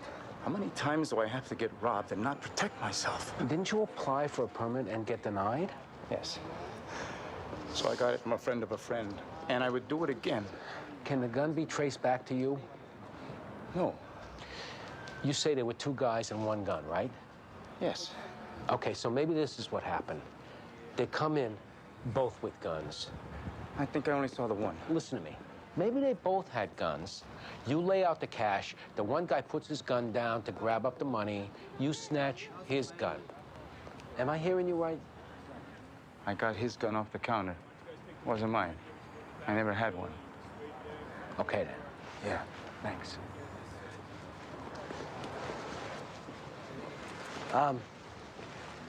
The owner was confused. It wasn't his gun. It wasn't? Wait. No. He took the gun off the perp. You wrote it down wrong. Got it? Yeah, I got it. So we put 2 guns on the perps instead of 1.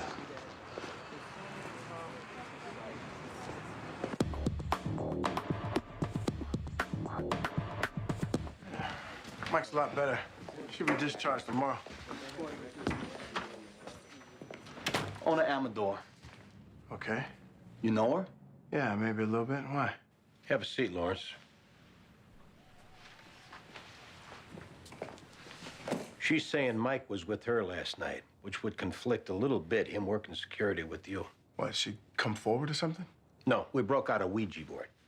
So Mike wasn't with you? No.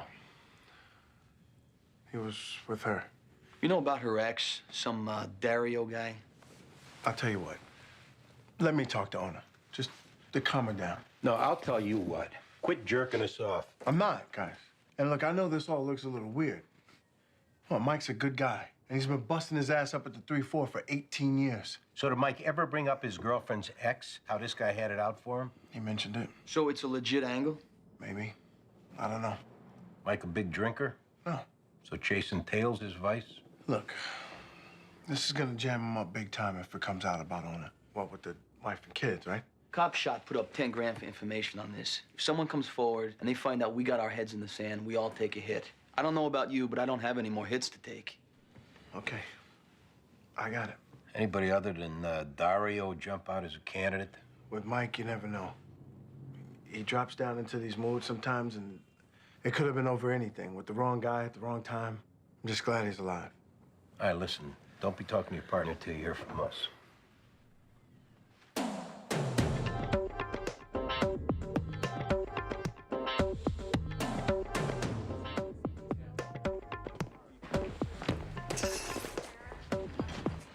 Delray, is it?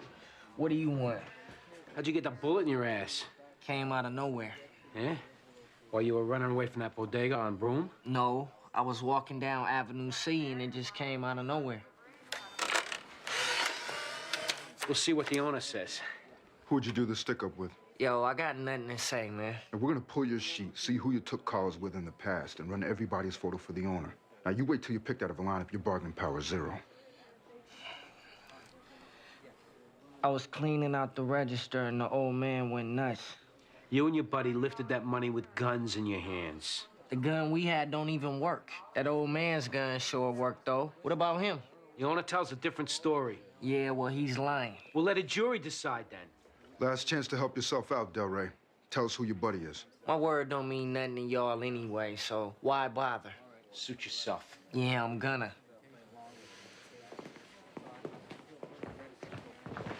He's a caller.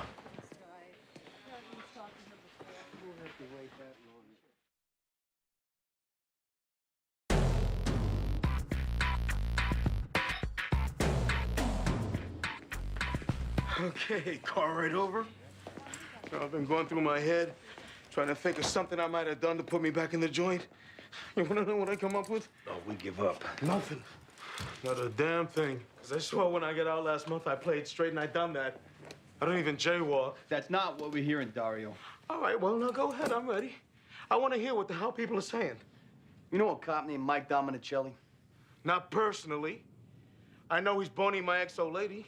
That's the extent. So you get out a month ago looking forward to some front door loving for a change. You find out your wife is banging somebody else. The guess here is that made you a little ill-tempered. Okay, look, I've been through this drill before. Show me a little respect and tell me what this cop said I did. He's saying that you shot him last night. I didn't shoot him. Well, you made it known to other people that you wanted to kill him. Yeah, well, I talk a lot of trash, okay? And the other people I made it known to, which was obviously my hosebag ex-old lady owner, she talked trash too. Now, do you guys give a damn about the truth? Or is this a railroad? And do I need to settle in for the ride? We want to know what happened. I don't know what happened, other than it wasn't me. I was spending the night with Ona's sister, Bonita, okay? Yeah, I said it, her sister. And you can tell Ona that, too. Write down Bonita's info. Yeah, well, Bonita ain't gonna wanna do this. But you tell her Dario's ass is on the line, and she better step up.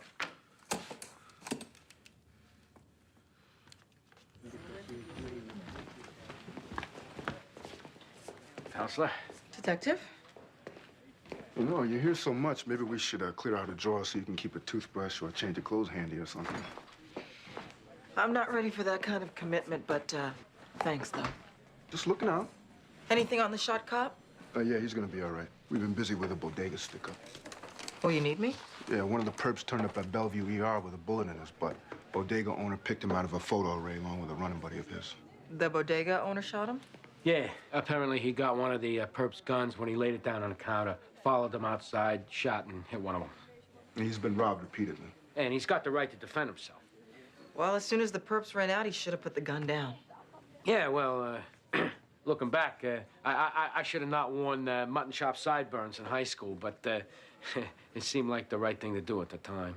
We recognize the owner's a little wrong what happened outside the store, but and we're just saying, keep in mind he's been robbed 5 times this past year. I take it he's a friend of yours? He's a good guy. All right, defer the arrest, and we'll let the grand jury decide. So he's looking at a misdemeanor, if anything. If anything, yeah.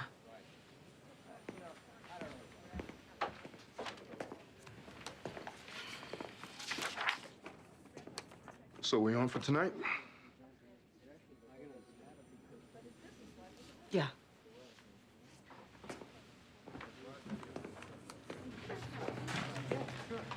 Okay.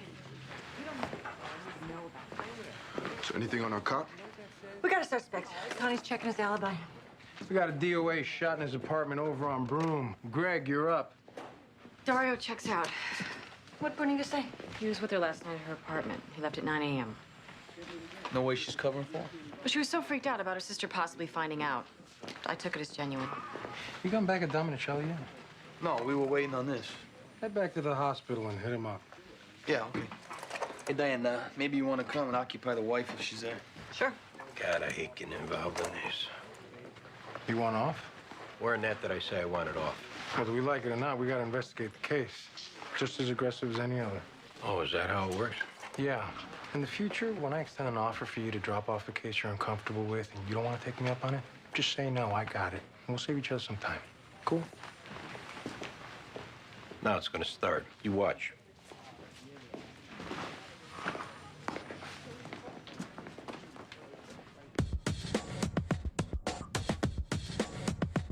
Where are the fronts? Well, he showed you 2 fronts out there. We're looking at a little bit of Mike. snow here as far south Hey. as, I guess, central Virginia, and even snow here in the Kentucky and into Tennessee.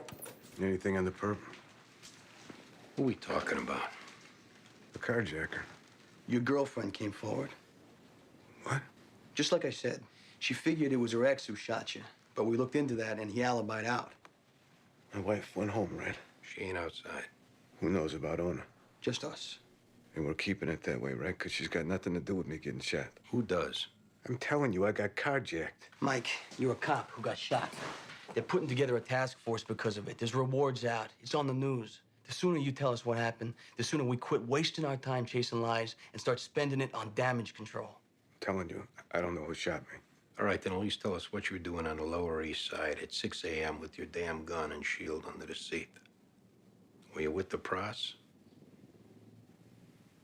She a regular? You know her? Joya. She black, Puerto Rican, what? Black. Junkie. Those days I don't see enough degradation up in the 3-4, stop by Joya. I hit my quota. And you don't know who came up and robbed you? This wasn't no Murphy game she ran. No. I know her. Is this containable? Or am I down the drain? We're gonna do what we can, all right?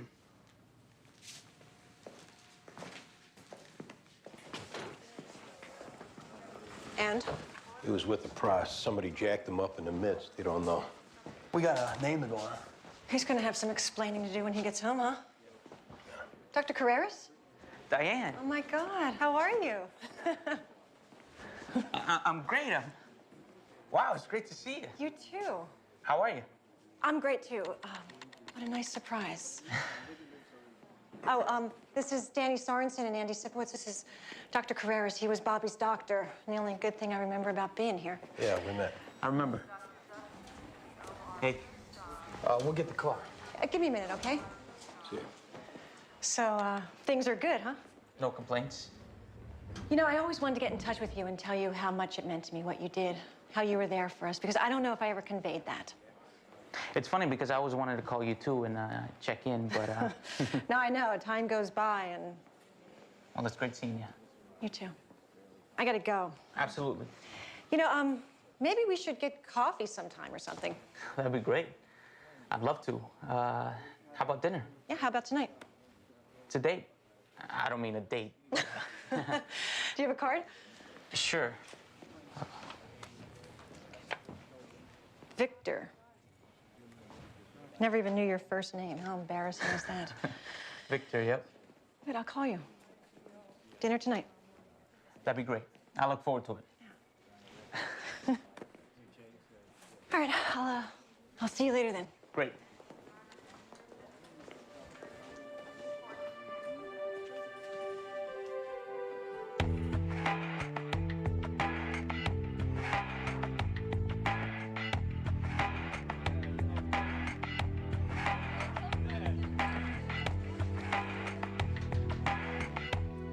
What do we got? Kids called it in on the county, didn't answer the phone. Thought we had a natural causes until we got up close. Looks like he took us straight through the window. Standing there, staring outside, he never knew what hit him. Bullet went right through and lodged in the wall right here. ESU did a laser trajectory, came from in front of the bodega. Guess you guys had some activity there this morning? Yeah. Yeah. We got a problem, Greg. Yeah. Those perps off chain of events, they're looking at felony murder no matter what. But if we stick with it being their gun, we could be adding 10 years to their sentence, and I ain't doing that, Greg. This Demopoulos, he's gonna lose everything. Yeah, well, we could too if we don't unring the bell. We gotta get him off that story we laid out. Yeah. Okay.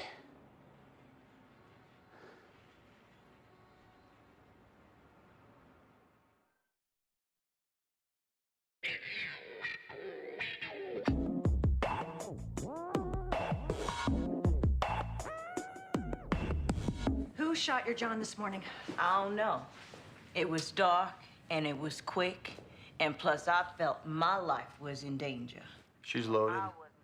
We got to her right after tea time. Regular like that, you don't want to help the poor guy out. Wish I could. Would if I could. You know the reason this guy's making noise about getting shot with a prostitute, as opposed to any other guy who wouldn't report it out of embarrassment? Oh, hell no. 18 years serving this fine city. And you know what happens when a cop gets shot? All hell breaks loose. This is a cop, Joya.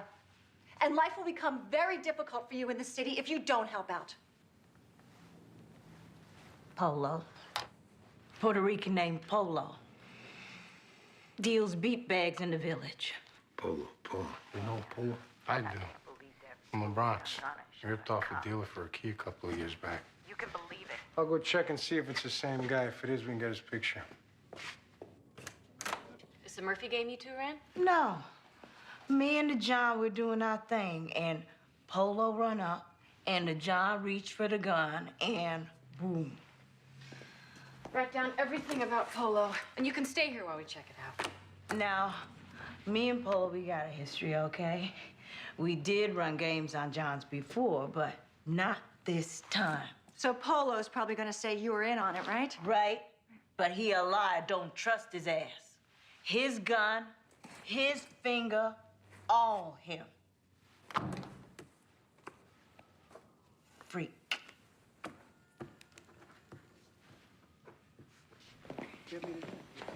So, yeah, what's going on? Mr. Demopoulos, there was an accident this morning. A man in an apartment across the street from your bodega was shot and killed. Killed?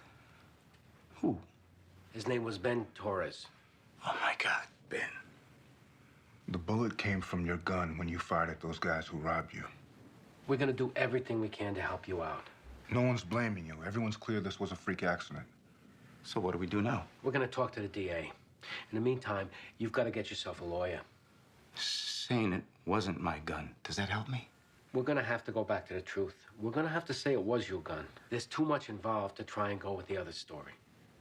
The men who robbed your store, they will bear the brunt of the responsibility since all this happened in the act of their felony. Mr. Thermopolis, what I suggested to you this morning about changing the story, it's best if nobody brings that up again. No, I wouldn't do that. I want to see my lawyer now. I'm afraid we can't let you go at this point. You can call from here. What, am I under arrest? We're sorry. I'll get you to central booking in time for night court. You'll make bail and sleep in your own bed.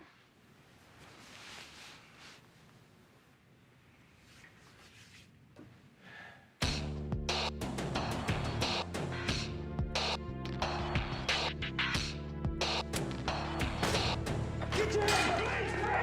Please! Everybody, get down! You get down! Put your arms behind your back. Run! Got it. All right, let's go, Polo. I'm looking for my sister. These animals got hooked on drugs. We got a vigilante here. Move it, Polo.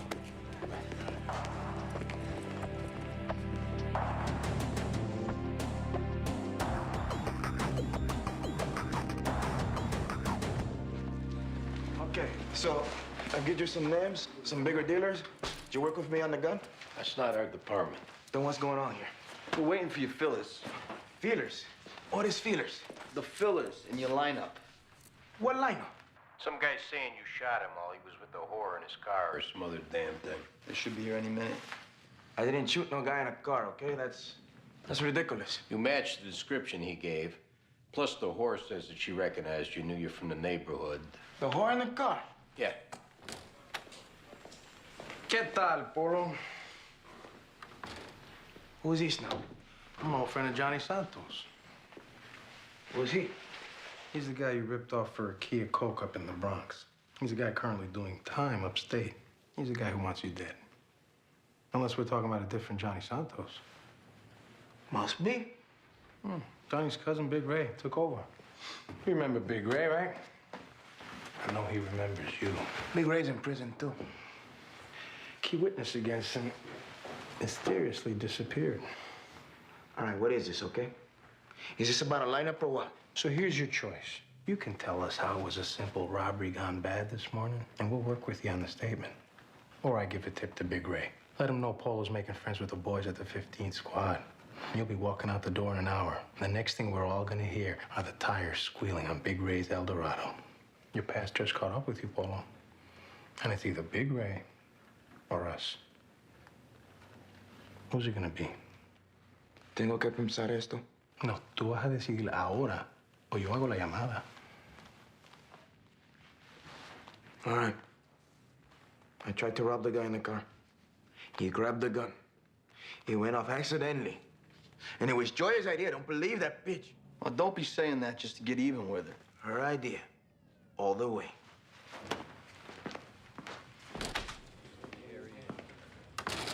Good choice, Polo. So? When did Big Ray get out? I don't know. I heard he did. Maybe I was wrong. I'll go double check. We need to get something straight. By all means. Enlighten me. Detectives work the cases. Lieutenants, good lieutenants, let their detectives work 'em.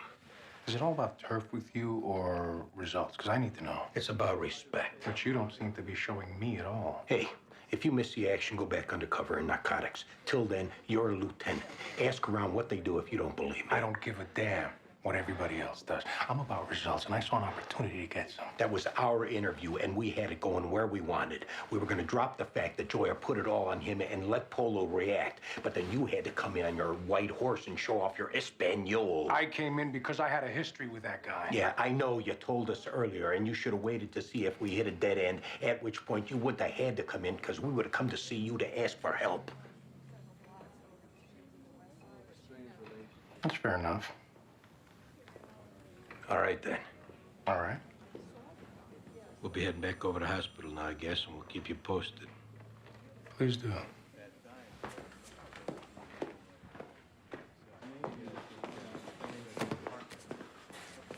What's up?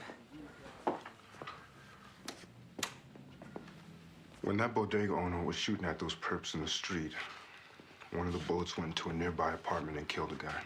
Well, then the perps are on for felony murder. And come to find out, it was the owner's gun, not the perps. The owner lied at the scene? Or maybe he knew a cop who tried to help him with his story. He's not liable for the murder, is he? Possible reckless manslaughter. I don't know, but definitely once he took that gun outside his store and fired it, that's criminal possession of a weapon, D felony. So what's he looking at? 1 to 3, 6 months split, straight probation, it depends. He's got no criminal record. He's a family man. He's been robbed repeatedly. Those are all in his favor, but I can't say for sure. What if I were to show up as a good character witness at his sentencing? That'd be good, right? Yeah, but the dead man's family might be there too if they end up feeling he's responsible. What about the civil liabilities from the DOA's family? What's your hunch about that? Detective, you should ask a civil lawyer. Listen, just write up your report and we'll talk then.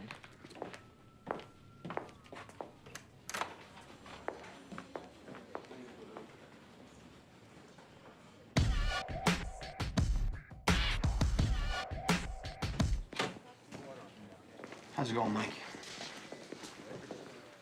What shook out? You find Joya? Yeah, we found her. What'd she look like in the daylight? Any better?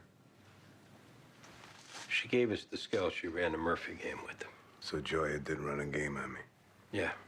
You think you know somebody, right? Yeah. Go ahead. I got it coming. Those two, and you parked in the car with her, that's going in the 5s. We got no choice on that. Well, that's what I was waiting to hear. No, I heard it. Look, maybe you want to think about some story, how you were trying to turn around as an informant or something. Yeah, I'd slip that one by everybody, no problem. On the other hand, your girlfriend Ona and your kid with her, that ain't going in. Old job will know everything inside 24 hours. What do you got, 18 years? Maybe you vest out of the job and get a side gig until your pension kicks on your 20th. Maybe you beat the rumors to the punch and you sit down with your wife and your family and you come clean. Maybe together you get through this. He don't believe what he just said, does he? We came here to tell you the investigation wrapped and what's going in our 5s and what ain't.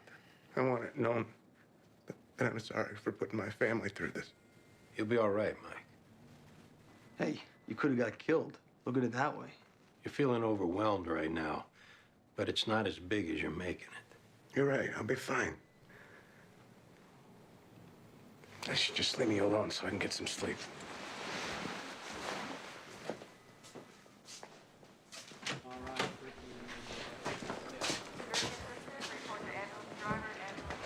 We're gonna go make a call. Stay in his room and don't leave this guy alone. What's going on? Just do it. I don't like where his head's at. I'm calling early intervention. Yeah? Things people are saying about him, what he just said in there. I don't give a damn. I'm calling. I've never done this before. He told me to come get you guys. He wants to talk to you again. Did I not just tell you to stay in his room? He didn't want me to announce it.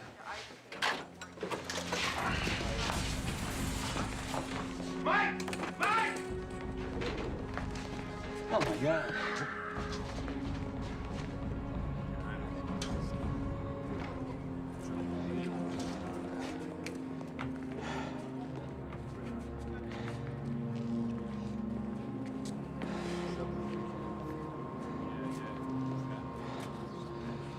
It was gonna happen either way.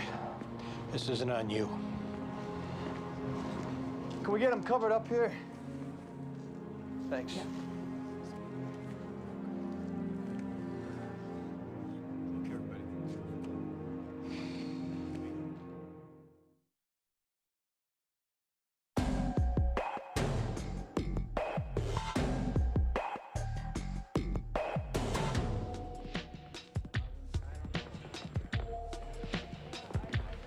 Hey, Raymond. Detective, Let's go talk over here. everything all right? Yeah. You don't have to worry about me. I got it. It wasn't the owner's gun. Notes I wrote down at the scene, I flushed them down the toilet. Well, it's changed, because the shots the owner fired off in the street. One of them hit an apartment across the street and ended up killing somebody. Oh, man. So the store we helped the owner out with, well, that came back around and almost bit us in the ass. So we're going back to the truth, it being the owner's gun. Now, owner's clear on it. D is clear, everybody's clear. Now you're clear too. Yes, sir. I haven't told nobody nothing, and it'll stay that way. When do you graduate from the academy? 2 weeks. What are you aiming for? Detective. Well, you learn today what every cop eventually gets hip to. When you leave the academy, you leave the manual behind, and you make your own decisions.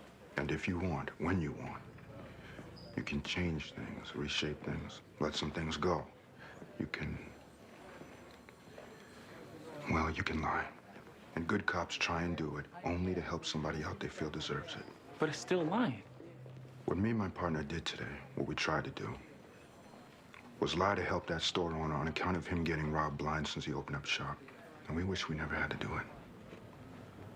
But life's not always that simple. I understand.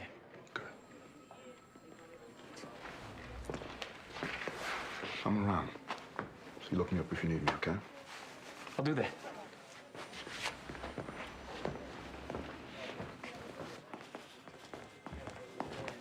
We're so sorry for what happened. I'll never forgive myself. You had nothing to do with this. Yes, I did. He was manic depressive. He saw a psychiatrist outside work. He didn't want the job to know because they put him on the rubber gun squad. He said being a cop on the street was sometimes the only thing that kept him from losing it. I should have called someone. I had the phone in my hand. I don't know how many times. We know you're in shock right now, Grace. And we know you're going through the most horrendous thing anyone can. But we have to talk about something that you need to keep in mind down the road. You have to know, and we have to tell you now. Okay. You're gonna hear a lot of things from a lot of people. And one of the things you're gonna hear is how you should sue the department or the hospital. And lawyers are gonna approach you and push for that. Yeah, I already got a call from one. This conversation isn't about whether you should or shouldn't. What you need to know is, if you do, things are gonna come out regarding a part of Mike's life you may not want to hear about. Things you may not want the kids to hear. We can keep most of this out of the papers, but if you sue, it'll all come out. Like another woman? Things like that, yeah. No. We had to tell you this so you don't get blindsided down the road.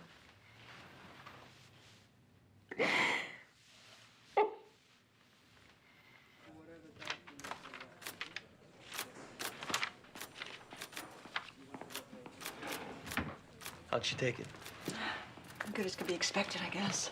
She's not ready to walk out. Connie's gonna take her home when she is. Good to go. Yeah, go. We got this. Oh, hi. Hi. I was gonna meet you downstairs. The officer at the desk said to come up. Oh, okay. You want me to wait back downstairs? No, no, no. I'm ready. All right, guys. Night, Diane. Good night. Bobby's doctor. Yeah, that's what she said.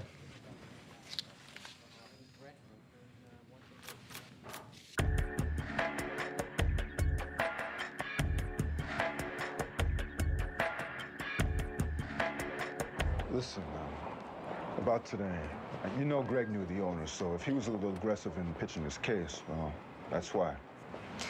Baldwin, as much as I don't like to talk about personal stuff at work, I'd rather not talk about work when we're out.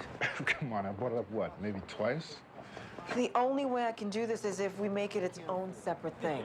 Inside info, rehashing cases, I can't do it because then I'll feel I'm compromising my job and it's too important to me. Obviously.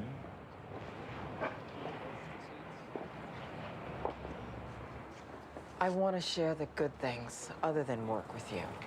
And there's a lot else to enjoy. Let's share that. If your big thing is leaving work at work, then why you still gotta try and dictate terms when we're outside of it and not just let it happen? Can you share the good things with me? Yeah.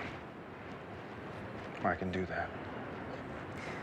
Then let's do it.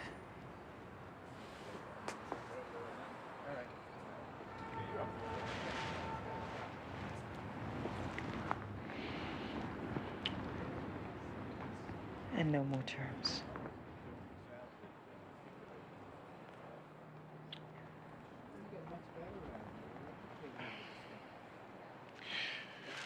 Well, I better get going. Being a work night and all.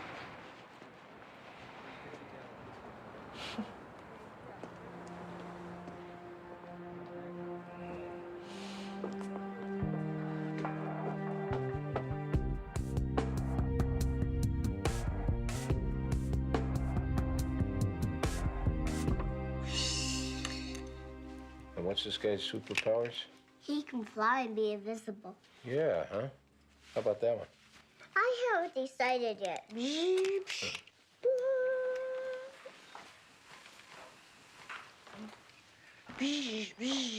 Hey, Bert, I can walk right under you. Yeah, you can, can't you? So, you like having Aunt Katie around more? I like when she's here. Yeah, I can't watch cartoons unless I do my reading first. that's good. That's discipline. You gotta have that, or else you watch cartoons all the time and your brain turns to mush. Cartoons don't make your brain turn to mush. But you like Aunt Katie being around. I miss her when she's not around.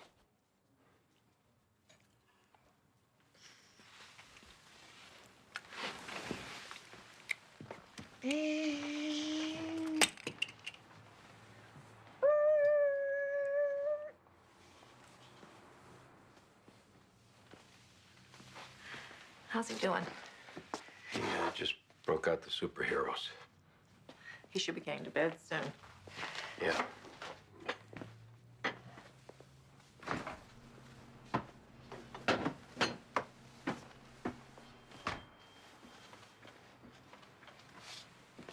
So, do you want me to spend the night tonight? Maybe you should just move in.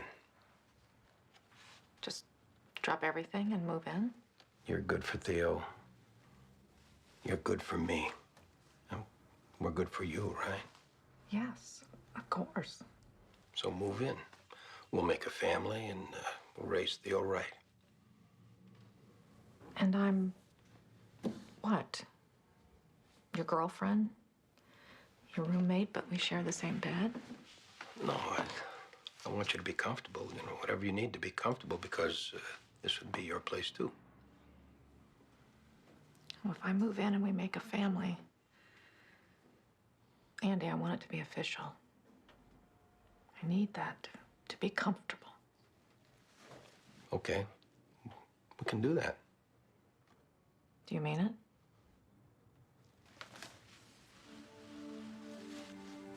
Yeah.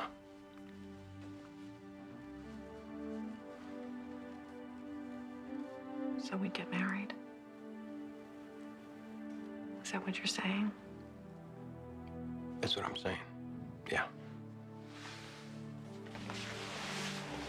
I'd like that, Andy. Very much.